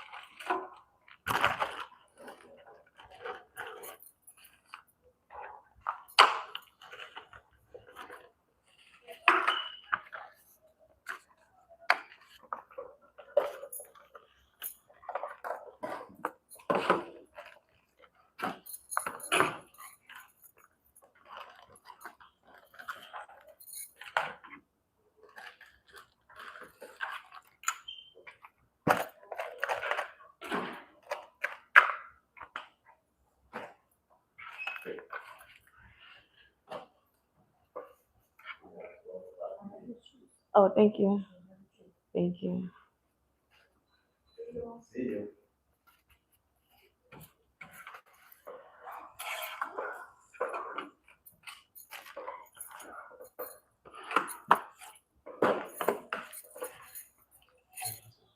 Here. Did you study? You tried? So I figured out a way um to make my flashcards better, right? So what I'm not gonna do is make the flashcards for the chapter before we have class, because then the I'm making flashcards for every definition, thinking that, oh, this might be important, this might be important. So what I'm gonna do is I'm gonna read the chapter before I come to class. So like right now we on chapter I think 6, either 5. We're on chapter 5 right now. I think we're chapter 5 right now. So what I'm gonna do is I'm just gonna read the chapter, boom, come to class, and as he's talking, I'm going to then highlight the terms from the keyword list that he uses and then make flashcards of that. Because what I realize is where we're at in class is not what we're going to be tested on. So I have enough time to actually highlight in class and then work on my knowledge of what he actually spoke about. So that way I'm only centering myself to what's being talked about in class. So when the test comes up, I didn't study something that I don't need to study. It's whatever he gets to do. I'll get clarity from him if we all know what's up the final. Like, the final, like The final is everything. He said we're gonna discuss everything. Is that your record? Huh? I record a little bit over here too. Oh yeah. Oh, I always do that. I forget to turn off. Where's my? Oh, I'm on YouTube. Yeah, I'm streaming. But they were funny in class. I always record the seminar, the lesson. So this was a 2-hour lecture. So I voice noted it so that if I didn't highlight something in my key terms, I can still go back and listen to it and be like, okay, he talked about this. Or because I just took pictures of the slides. I'm not gonna write it down until I get home. Because you know what I realized? He says certain things and then you're busy taking the note on what he's saying and you're not having enough time to actually finish the slide. And I know the slides are online, but I'm kind of like anal like that. Yeah. I did the same thing. I zoomed in. I was like, hold on. I'm with you because right now I have to cram a little bit. I have to study a little bit for the exam. So record it, get some photos, and then go home. Yes, on the train, I could listen to it while I'm writing it down because I'm going to Manhattan, so my train ride is like an hour and something. So I get to go over it again, basically at my pace because I recorded it. I don't know if you know Cal Newport. He's a guru. He's a really smart teacher. He teaches people like how to learn. If you don't know how to learn, this is how Okay, you learn. I'm gonna look up some audiobooks for him. So reading the chapter, you don't have to read through the whole chapter. You could do this. You can Read skim the chapter. Read like the first couple sentences of each paragraph, and that will be like the essay the main thesis, focus. right? And then you go through it again. Then you go through it again. Then all of a sudden, oh, the shit is just now to my head. It's super in my head. And then when you come to the class, he's gonna repeat. He's gonna reiterate. And I don't know if you have like you can use A whiteboard? drawing, just a drawing pad. I like to draw. I like to blow. So that's what I did. I started, I need to get my pencil back from my iPad. I started writing notes on the picture. So this is the dermis, this is the epidermis, this is the loose tissue, blah, blah, blah. So now when I go back, I could look at the pictures that he has and label it. Because that's going to stick in my head way better than just having a definition. Totally will. Because, I have extra time. I try to yeah. Because I realized, like, what he was saying when he was just like, if you're doing bad on a test, think about how you're studying. Is it working for you? And it's like, no, these flashcards are not working for me because I'm trying to fucking study everything. And I thought I was simplifying only it. a smart person thinks that way. So that's you should know. Only a smart person thinks that way. Just like studying intelligence. No, They're not. no. Like, You can be very smart and you could not know how to study. So you know what I've been watching on YouTube? It's like, not YouTube, Instagram, like the reels. It's gonna sound so weird, but I watch girls study, like even like how to make my flashcards. When I was first making them, yeah. So it's like when I first started making my flashcards, like last semester, I was literally just writing the answer and then putting the equation or the formula or the definition on the other side. And it was like, why am I not getting it? And this girl was like, ask a question, state a phrase, make it something that you can conversationally answer. And I was like, oh, okay. Do you ever talk to Google or chat? No. On the app, that's what I'll do. I'll whip out chat. I'm like, hey, chat, do I understand this right? And I'll say it. And I give an instruction like, okay, harsh. Tell me if I'm wrong. Because sometimes if you're like, oh, I get it, yeah, go, well, you understand it. Or if you tell it, like, no, you're a fucking asshole. You don't get it. Peanut butter jelly. 6 out of 10 makes them respond to that. Okay. Yes. I try to explain it to my friends. If I can explain it to my friends, there's certain friends that won't listen because they're like, what the fuck are you talking about? But I'm like, just let me get my point. So I'll say like, yeah, we were talking about the epidermis. They're like, well, what is that? Well, the epidermis is the outer skin layer, the carrot, blah, blah, blah. Then I could go, and then if I can explain it to my friends, and I'm like, oh shit, look at me. I know what the fuck I'm talking about. Yeah, so, yeah, I'm just glad that I figured out a way to study before the over. Like right now, I'm about to go back to chapter. I'm gonna put my headphones on, and I'm gonna go back to the class from a couple days ago. I think that goes over chapters 2 and 3, and I'm gonna like study notes. So this, I was actually surprised how much wasn't on the short answer. Yes, it was like super like limited. Okay, cell. We're gonna know cell stuff. We were talking about cells. We were talking about proteins. We were talking about yes. Different organelles, what's responsible for it, what's helpful. But see, now when you think about it, look at what we're talking about now. We're talking about the keratin, the proteins and that, the muscles. So it's like it kind of just goes right into it. Yeah, which is really helpful. Yeah. Yeah. I don't know. I'm like, is it so hard to just tell us what you're cutting off at for your exam? He doesn't, that's the thing. He wants us to really study. He wants us. Oh, see you later.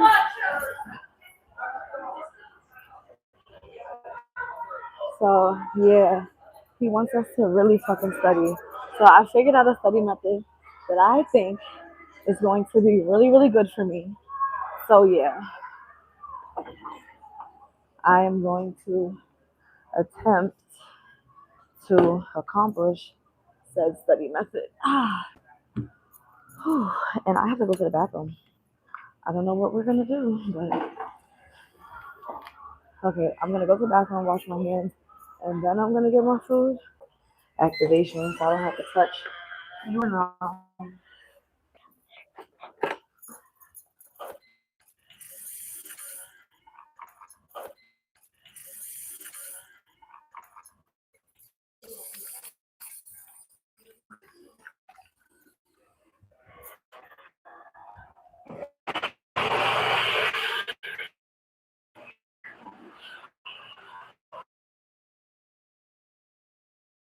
Stall with me.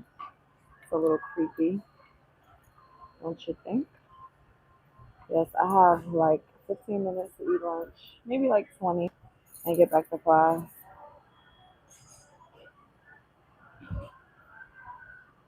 Thank you.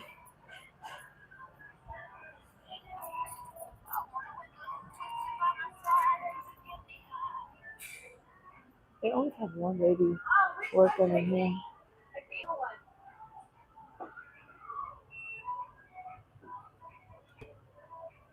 Okay. Well, I'm gonna do my best. Are you online or? Oh.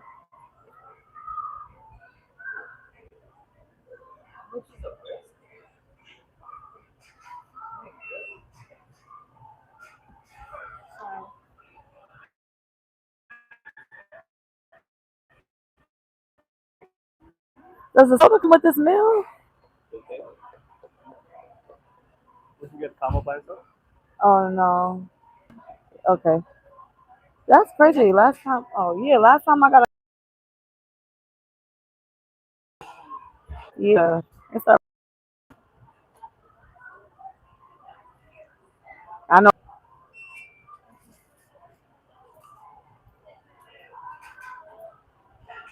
Thank you.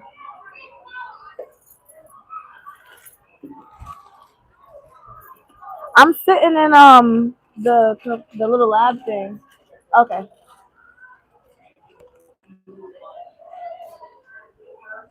What time we meeting at Starbucks? Nigga said, "Fuck your Starbucks." You know I love me some Starbucks. We drink vodka and Kool-Aid around here. What? I am not drinking vodka and Kool-Aid. That's very extreme. Fuck a little. It's very, very much extreme. Yeah. So let's try to study for my test in 15 minutes. Woohoo! Ah, okay. Okay. Right. Damn, I should have got a straw. Really? One of the girls showed it to me. It opens at like I guess at 12. I was just telling my chat, like, let's see if we can study in 15 minutes. Yeah, probably not, but I would, you know what? we both know what's gonna happen later. I would not be surprised if I asked my girlfriend later. I'm like, you following this person? Probably not. How long have you been How long have I what? doing the social How props? It's hard to be here. long have I been streaming? Maybe like a year. But it's not like streaming. I do stream on Kick, but I don't really have any people there. So I'm more so on YouTube. I feel like it's a little bit more fun. Don't laugh at me, but do you play trading card games, Pokemon, or anything like that? I haven't played Yu-Gi-Oh in years. It's so fun. I had like a, grandpa stuck in the TV. I had like a grandpa stuck in the TV pin that I put on my bed.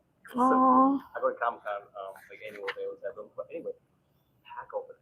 So just being yeah, a people young love person, that. opening packs on screen, and having like a nice, like you have a really good vibe, and But I gotta learn like what the cards mean, like all over again. No, oh, we got a hit. Oh, I guess not today. but how do you know what's a hit? I'm gonna do like a crash any course. nerd would be like, yo, right across from you in the camera. That's what it is. Oh my god, that's amazing. Just the vibe and everything, and just having a perception. People just like looking at other people camera. You know, Yeah. it's literally, it's such a strange phenomena that's just been coming up. To a point where like super famous YouTubers, like that guy with long hair, I forgot his name, but he always talks like this. Yeah, He's very skimped with the chicken and the broccoli. I really like the broccoli. everyone just He's a long-haired YouTube guy. yeah, moist critic. The guy with the hat and long hair, he talks like this all the time. Even he just started opening up packs. It's just strange. Yeah. Because what do you do with all those cars? Go to shows, sell them, collect them. A lot of collectors. Ugh, I hate when they put so much, like, it's so greasy.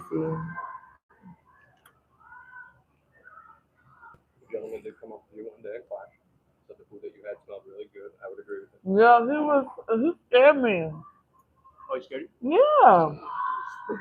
I just look up and he's like, oh my God, what are you eating? First of all, how'd you get up out your seat and come over here? That's number one. Like, not even like, hey, where'd you get that You were from? so sweet, by the way. You were like, I think you were making room for me. Like when I walked in, I was Oh, like, yeah, I'm 'cause gonna I be all figured- spread out. Like it's 100 degrees. You're the guy like keep you up, right?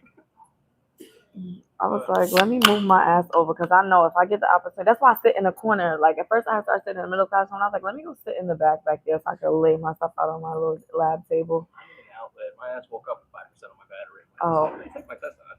See, I'm thinking that I should get a I'm being overzealous. I was thinking I should get a MacBook Nano. You But- have an iPhone? Sorry, Apple. Yeah. It's in the ecosystem. That makes sense. No, so okay, so I have a Pro. I have but it's heavy. I'm not bringing that to school. My iPad is actually heavy, but I think it's more so this keyboard that's kind of heavy. It's like a little magic keyboard. At the same time, I kind of want to get okay, so if I get a new iPad, it's not going to be compatible with this keyboard.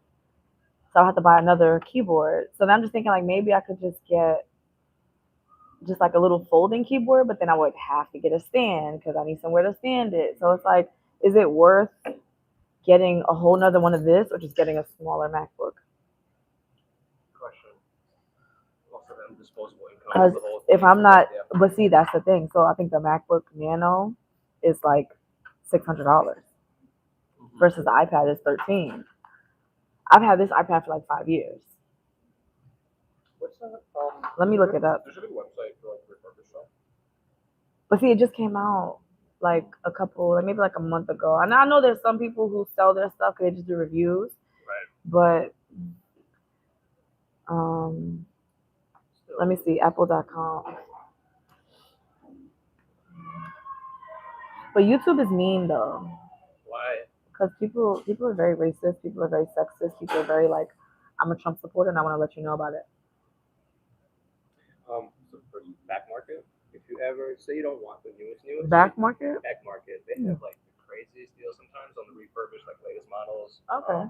It's exactly for people who just like sell their thing and they can't get full price. Yeah, fuck them people. So let me see. The MacBook Neo, that's what it's called, is $700. The iPad Pro is like double that. But that's the question. Do I want a whole nother laptop The real though? estate also. And this is the one that comes in like the colors. Oh, they have pink. Oh, so cute. Yeah, but do I want a whole new computer just to bring to school to be able to do my work? I would prefer having a pink iPad, really, realistically. But let me compare it to, but this is comparing it to other computers. This is not comparing it to an iPad. Is it going to compare it to an iPad? Maybe, no. Okay, so damn, I don't know what MacBook I have. I think I have a MacBook Pro. I feel like it got to be 14 inches. came out in 2023. Yeah, I'm gonna say it's that with the M2 chip. Let's see. Yeah, because it's silver, I think, right? So The M2 chip is so fast. No. it's an 8 core, 14, 8 gigabyte, half the storage, 16 hours battery life. Okay, let's see. As far as computing, it's an Apple A18 Pro chip, 6 core PCU. I have a 10 core PCU with 8 performances, but I wouldn't use it for anything other than just like in school taking my notes. But I just feel like the iPad might be better because I can actually write on it. I do like. I got this. Isn't that the craziest thing? I like PC. It was like 600 or something on sale. It Yeah. has drawing capability. It's fast enough. Other than that, Apple just kind of pigeonhole people because they know they have good stuff. Yeah, and they know we like the aesthetic. That's what it is. Samsung. I'm gonna get somebody else to buy it though. If I Well, get the MacBook, I don't want to pay for it unless it goes on my credit. Then it's like okay, I'll pay for it because it works. Honestly, this is why I'm so Samsung fanboy. It's 100% cool. I'll never give My up mom on loved that. it. Never I'll give up on it. Don't bother me on the train. I don't fight Yeah, them. like I it's draw them- $11.99. I draw them over. But It's $11.99 for the new iPad. so on the other hand, I will say this. But I It's can just gonna stream work. from it though. Because the new iPad, instead of having the camera over here on the top, it has the camera up here. I would like to see what other use cases. Yeah, so I could stream while I'm in class. Because I'll be taking my notes and doing what I'm doing, and I can have split screen. Oh, this is what I was gonna say. That's the Everything is benefit. getting more expensive because chips are becoming more scarce. So Yes, anything because you of get in the- summer is the- gonna be cheaper than it will be in December. Oh, straight form moves is not helping. So like the whole supply cycle and the fact that shit is just the Earth is finite resources. You cannot keep making Yeah. chips until Look at how many years it took to get as much resources as we have now, and we're depleting it at the like an astronomical rate than is being People created. might have actually felt like in the States, it's like dumb, awesome for it, like silicon or some shit, but it doesn't matter because no matter what, even the corporations find more material, the price is really bad. Yeah. Yeah, So, that's success, yeah, I love it. oh, what iPad do I have? Let me see if I could compare. If I could tell you the differences. I'm kind of sold on getting a new iPad. Like I know I need to, especially because mine clunks out. It'll think like, oh, my phone, my battery is dying. I'm on 30%. It'll clunk out and come back at 10%.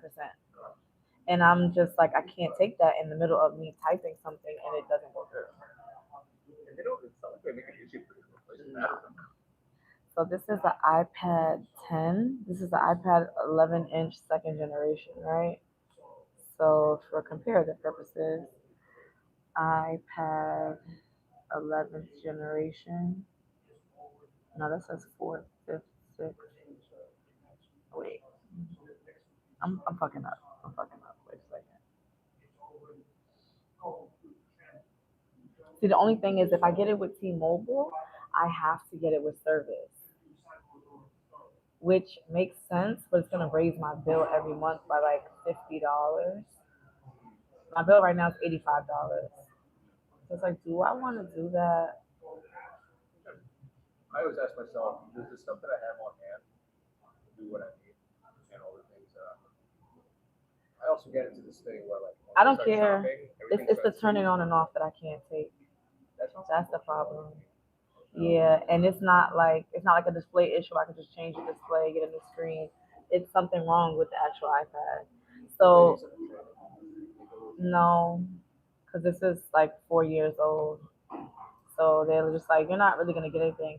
But this boy that does work at Apple told me open a business line or something, like get it through my business, and it'll be like a little less expensive, and you won't have to get cellular service. Because it's like the question is like when I'm at home I have Wi-Fi, when I'm at school I have Wi-Fi. Only like when I'm outside on the street I would need Wi-Fi. Even if I decided to add it onto my service, it would only be $15 extra. Is your phone able to be a hotspot? Yeah. but it doesn't have like a limit. So when I stream outside, that'll be the only reason why it would be okay for me to have cellular. It's just, do I want to do that? Do I want to raise my phone bill $50? My brother once got. I'm cheap. I'm not cheap. I'm frugal. If it's not necessary, I don't want to do it. It's like get to where you need to be before So you're spending money. if like somebody that, right? could, if somebody buys my new iPad, then it's like okay. So that's like where I'm leaning to. Like, get somebody to purchase you an iPad and call it a day. It makes sense to me. I'm girl math. Girl math. It's not that I'm cheap. It's that see, somebody said, "Oh, she's cheap." It's not that I'm cheap. It's that I don't feel the need to spend money on unnecessary things. I feel like even though my iPad is giving me trouble, it still works 80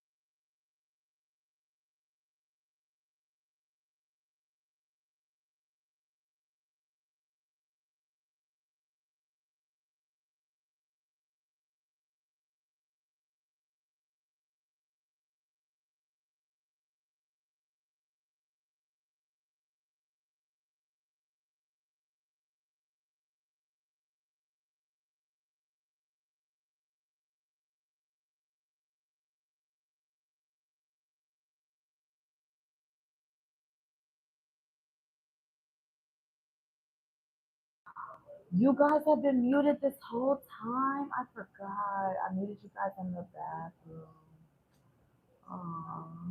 So what I was saying is that I'm not cheap. It's not that I'm cheap. It's that if something's not broken, I'm not fixing it. And although my iPad is like 20% broken, it's not 100% broken. So it's like, should I get a new one? And then the keyboard itself is $300. So it's like, do I want to spend $300 on another keyboard? And I already asked. This keyboard is not compatible with the new iPad that just came out. So I have to replace both. So that takes it from $11.99 to $14.99. That is a big fucking difference. That is big fucking difference. All the world difference, actually, if you ask me. So it's like, yeah,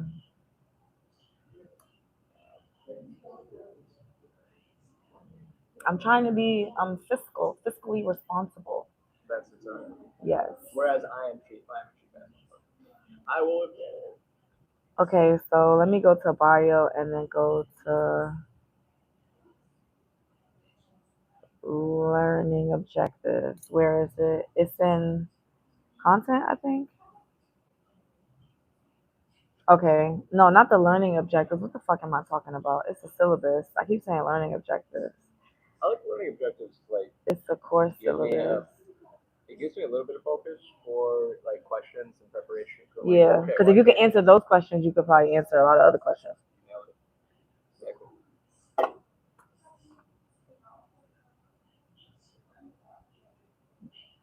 Is you do tissue type on this or not? You gonna do tissue type on this one, or is that for the next one? That's the next one. This is what's killing me. So what we talked about in class on Wednesday and this past Monday. Yeah, Wait. this past Monday and today, that would be on the exam. No, because it doesn't go Monday, Wednesday. Because remember, we started class on a Wednesday. This is what he was saying to everybody that they didn't kind of understand. We didn't start class on Monday, so it's not Monday and Wednesday, and then the following Monday and Wednesday. That's what the test is on. It's Wednesday, Monday, and then the following Monday, the test is on everything. So yeah, because the way I did it when I saved it. Okay, let me. I also had something in my mind here because you said explicitly it's like it's up until here, or like one, like read up until water. Yeah, read up until water, but I think that was like what, chapter 2, and then After it's not even fucking showing up. there were some properties of cell, so definitely there's gonna be cell. Yeah, biochemical concept of cell. We're still gonna be talking about proteins, stuff like that. That's chapter 3. So we're still gonna be going over proteins. We're not gonna go over tissue yet. No, we're not. So we're gonna have So next Monday is when tissue starts. You get what I'm saying? So next Monday, tissue is going to be added into the list because we did the Wednesday and Monday already. Because today we're talking about like, okay, so today is like part 2 of tissues. So part one of tissues is going to be in a test that starts on Monday. So with the test we're taking now is still proteins right before tissues. I had it written. I don't know why I don't have it right now, honestly. We're still gonna need to know like cell theory, I guess parts of the cell, the difference between the breakdowns of proteins, amino acids, the nucleic acids, the nucleotides, where protein gets synthesized, like the ribosomes. Yeah. Just going to what package the thing down functionally to make it. Sorry.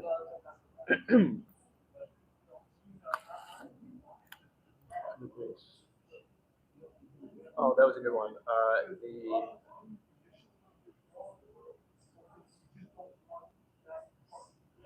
Like 60% protein, 30% DNA, 10% RNA makes up the.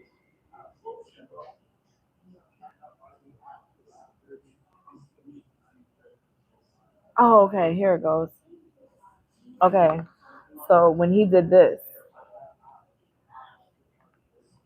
so our class is supposed to be 12 weeks long. Oh, it goes to chapter 15. Oh yeah, because 9 and 10 are together. Yeah, it's something that's gonna kind of like. So the chapter, you have to think of this as what 1 and 2 is one day. So this is what we did Wednesday. So we should have read chapters 1 and 2 already. And then for that's that first Wednesday, and then that next following Monday, we should have started chapters 2 and we should have read chapters 2 and 3, and so forth and so on. So when I did this, I'm gonna save it to my iPad because I don't know why it's not in here. I printed it out, but it should be saved.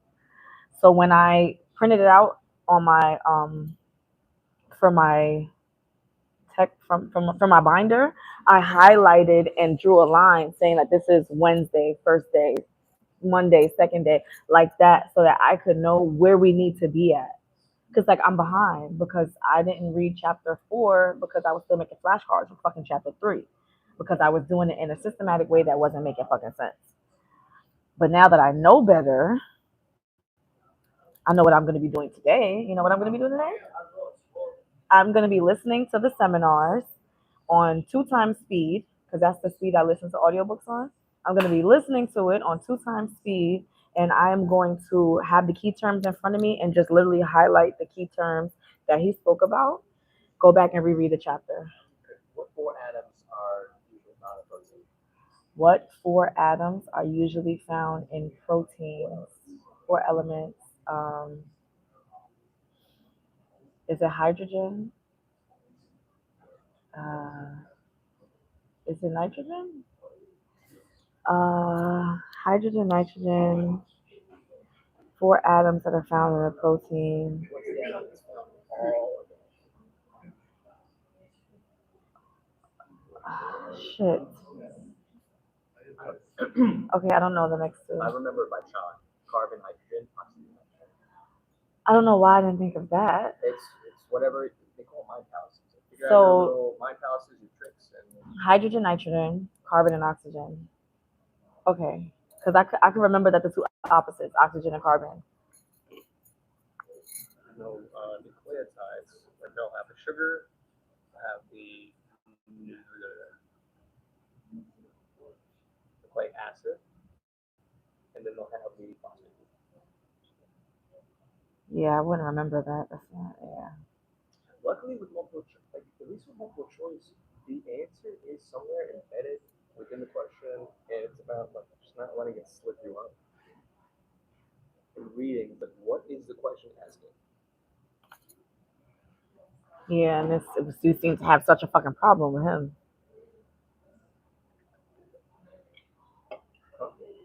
We seem to have such a fucking problem with him. Like, what is the question asking? But he said, It's just really smart. he said, you can ask me as many times as you need to while you're taking the test. What does this question mean? You need to get a clear understanding. Okay, I'm gonna give it like 5 more minutes. Yeah, the exam is going to be at the CAP lab anyway. Yeah, it's gonna be at the end. So I just gotta organize my head. You got this. I'll see you soon. Okay. Also want to try to finish my food, but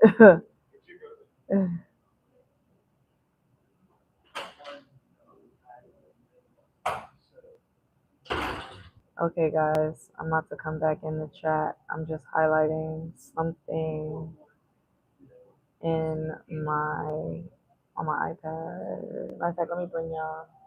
Fuck y'all. Not fuck y'all, but y'all can stay right there.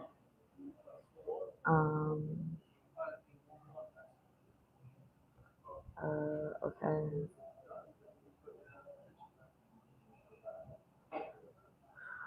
Okay.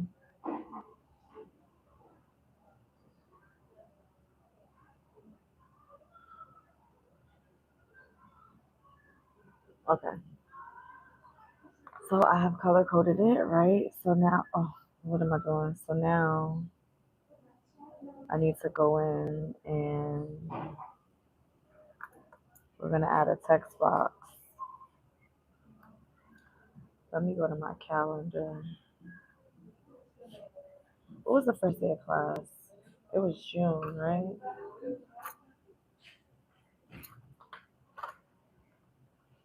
Yeah, it was June. Stretch your bottom lip over your face and swallow. That doesn't even make sense. June 22nd, June 23rd. Okay, so classes started June 24th, right? So add text. So June 24th. And what day was that? That was a Wednesday, right? Okay. And we're gonna take that. Boom. Now we're gonna add another text box. Oh. And then this is what we talked about. June 29th. June 29th. That was a Monday.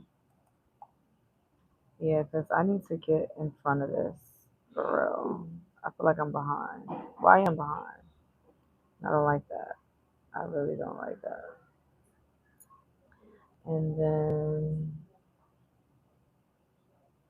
okay. Oh, we're going to add another text box. The 29th is a Wednesday. So, July 1st. That was a Wednesday.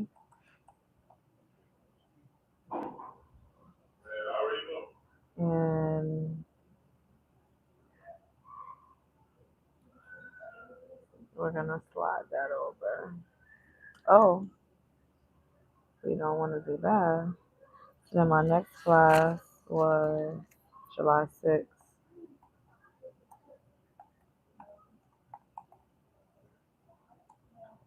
And that's a Monday.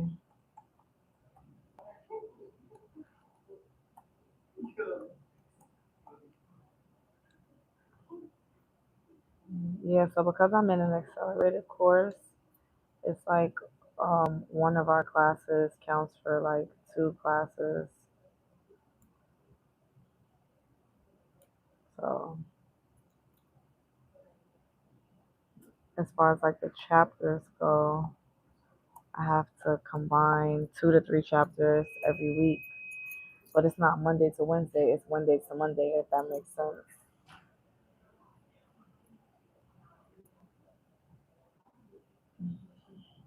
I wear this cross because it's a gift somebody got for me, and I like it. I don't worship an object. I don't worship an image. The cross does not depict God. God depicts God. Just in case you don't know. The image don't mean nothing.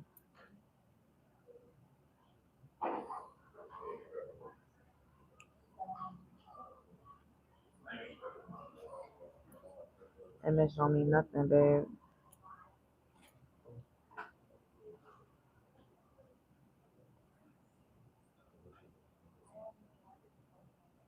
Oh, I'm bugging. It's much.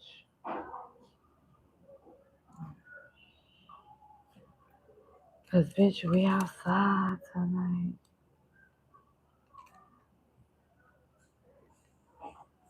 Wait.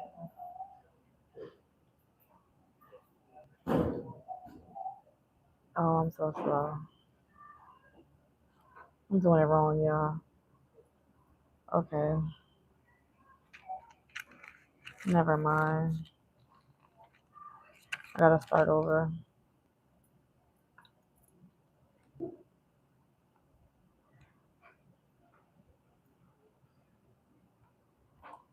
Wednesday, July 24th, and Monday, June 29th.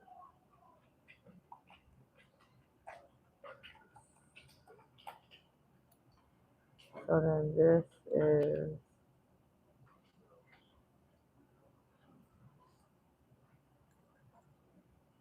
July 1st. I'm like, why am I running out of days? July 1st is on a Wednesday. And then that Wednesday leads into Monday, which is July 6th. July 6th.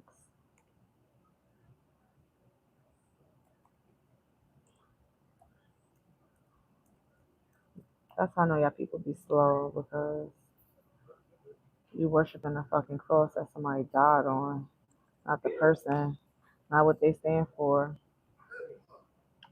Got me fucked up. First of all, bitch, you got me fucked up.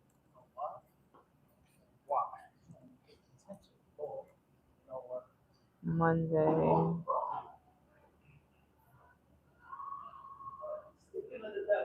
You want a highlighter? No.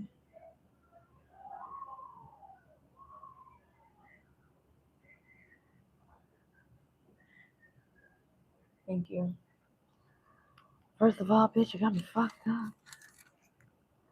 Okay, so now it's July 13th. Oh.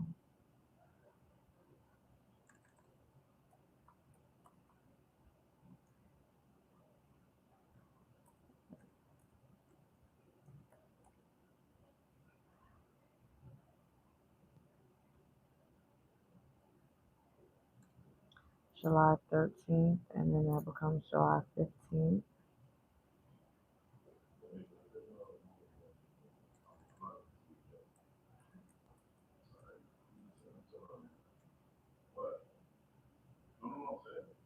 I know my food is gonna get cold, but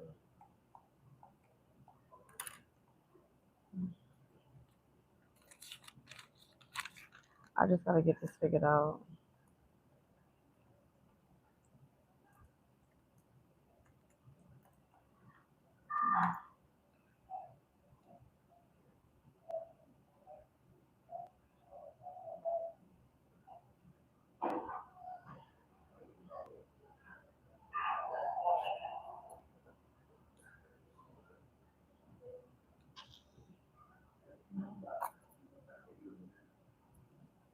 What the fuck?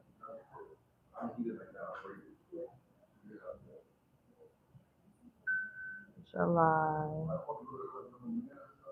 15th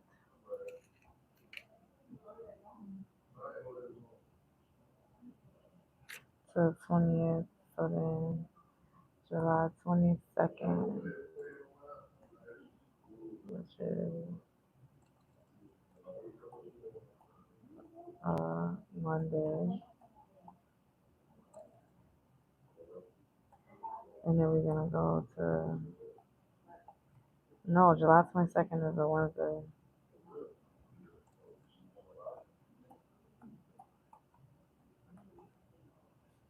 And then we're gonna go to July 27th.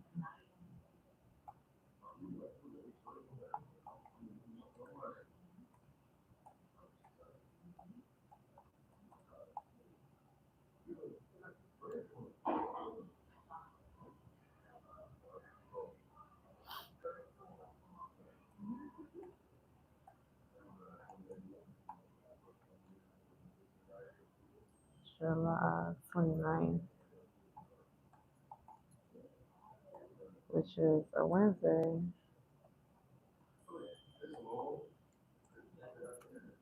Who's texting me?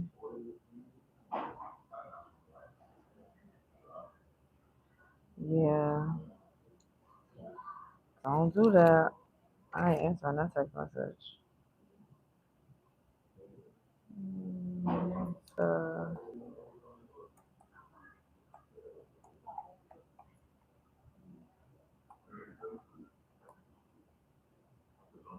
Yep, I'm not doing that. This girl in the group chat for the class, she wants somebody to send her the code so she could take the test at home. He said numerous times he don't want nobody to do that. So, I'm not about to be the one, because he counts the number of people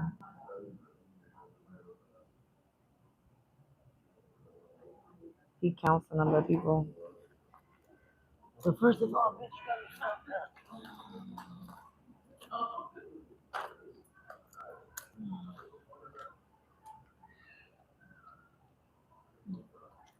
there's so much stuff in my bag. It's making me flustered because I forgot to clean out my bag with the stuff that I had in it the other day, like my camera.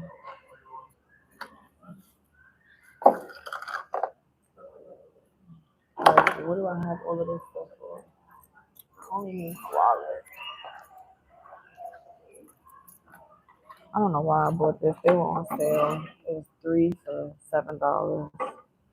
And once I used them, I decided that I would just buy it. But now I gotta carry it. Sugar me hot. All right.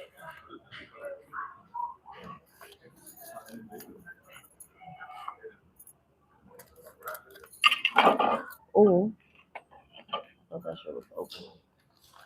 What's this? This is my Caractacus sheet.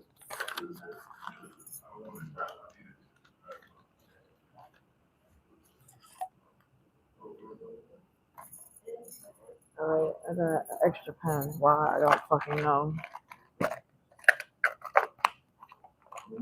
Okay. What am I about to do? With these 2 cans, I got my suntan lotion that I have not put on.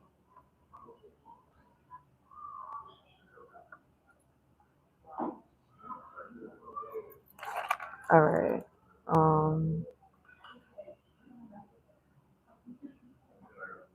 What's today's date? What's today's date, y'all? It's July 13th? No. Today's the 15th. Okay. First of all, bitch, you got me so bad.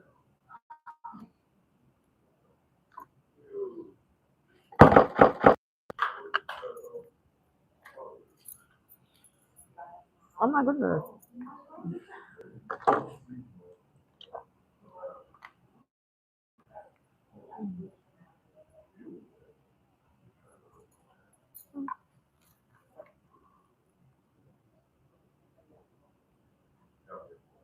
You, sir, are a dick sucker. Cause what you mean? How many subscribers do you have on YouTube?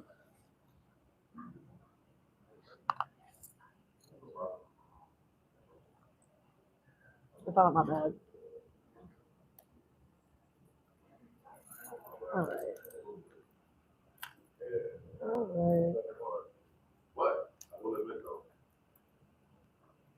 Why do I have 3 different lip glosses in my motherfucking bag?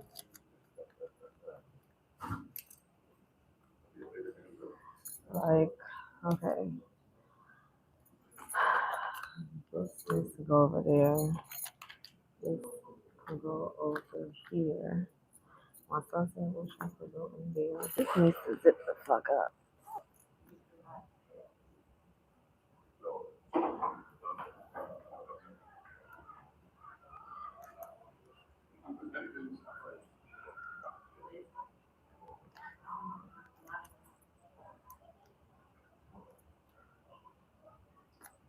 Okay.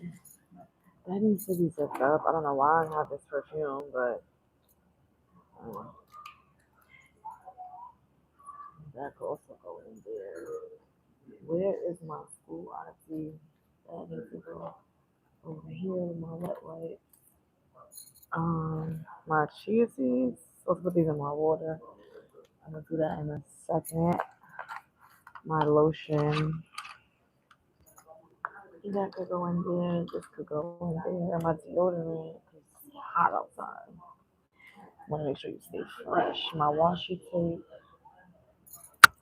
My camera that I, for some reason, still have in my bag. even though I was supposed to take it home. Extra pair of chopsticks. The fork I was using in class. Right. This container needs to go. I don't want it to leak.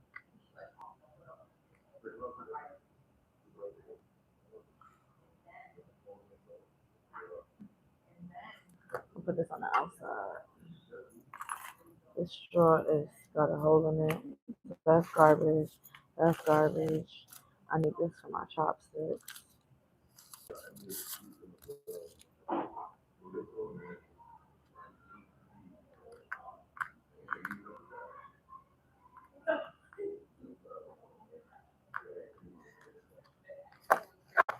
I'm real late.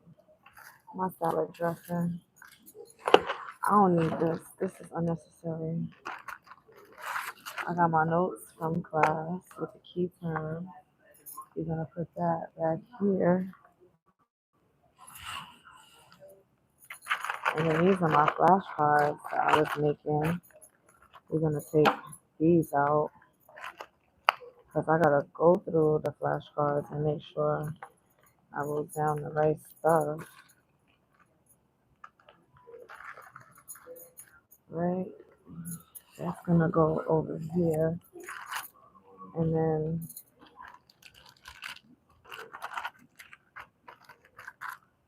we're gonna put that in the bag. My extra pen.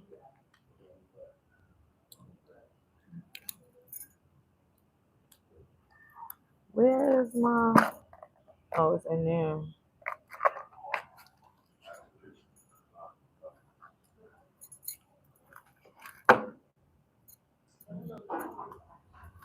This is chapter 4.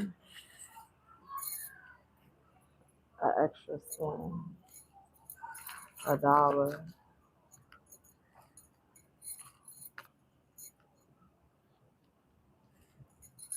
My headphones.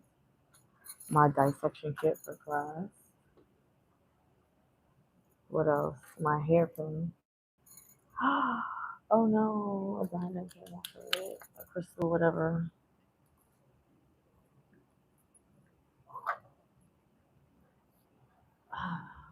Heavy as shit.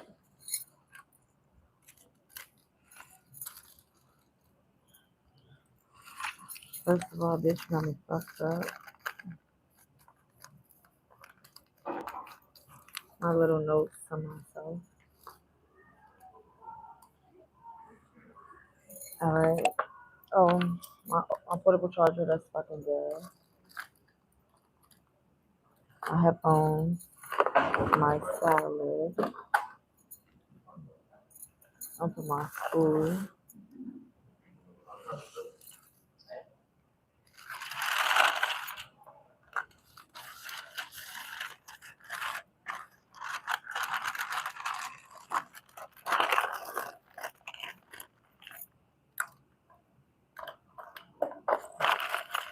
My food.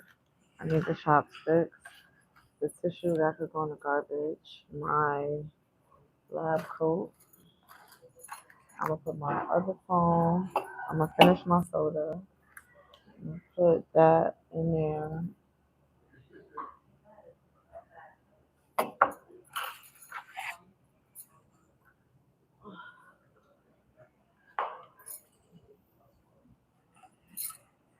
This bag heavy as hell.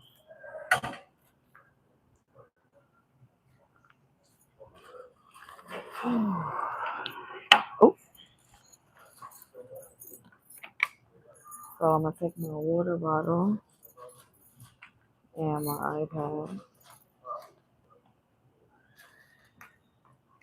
I'm gonna stick y'all to my iPad, and now I'm gonna go back to class.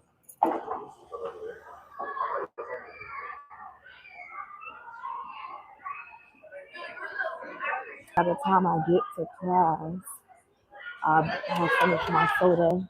This is a prebiotic soda. It's strawberry and the rhubarb. Yes, I feel like I've had a perfume before that had rhubarb in it, and I like the smell. And I've had something to drink that had rhubarb in it, and I like the taste. So when I saw this culture pop, I was like, let's try that. And I ended up trying it. You know, I liked it.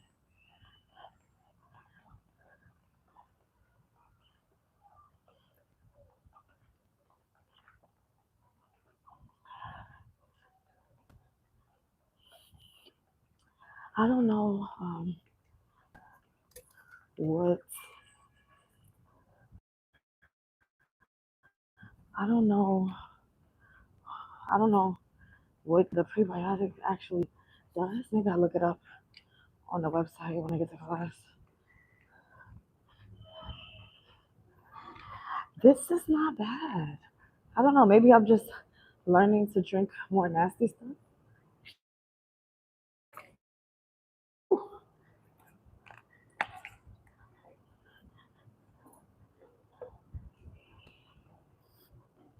Yes, it's good for my stomach. It's supposed to aid in like digestion. I know that, but I don't exactly know how. Like, what are the specifics on like this brand and the cultures that they use? Is what I'm saying. Like digestive enzymes the same? Probably not.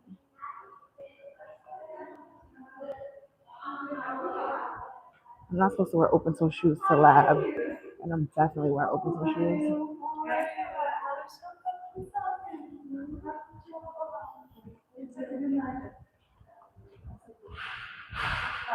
Oh, thank you, Stevie.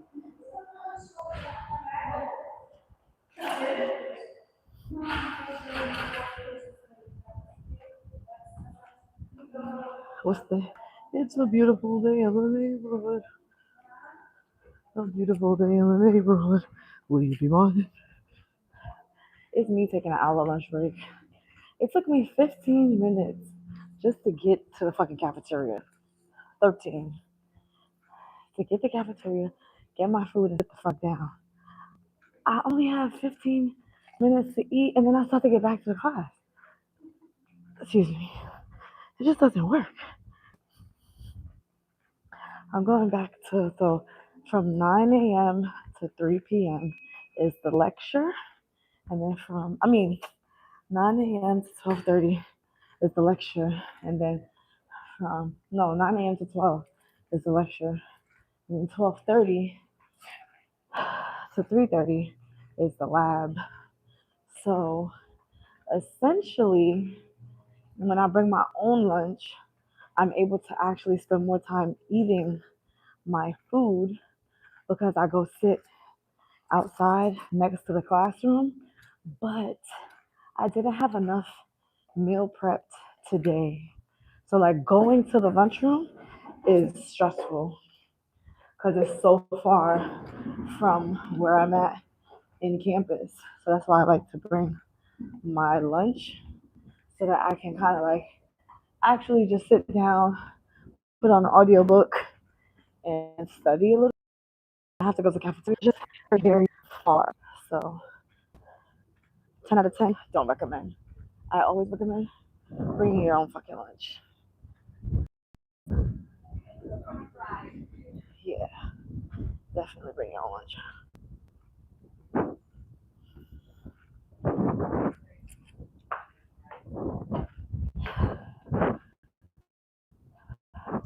I did take an energy drink today though, so I'm a little razzle dazzle. Oh shit.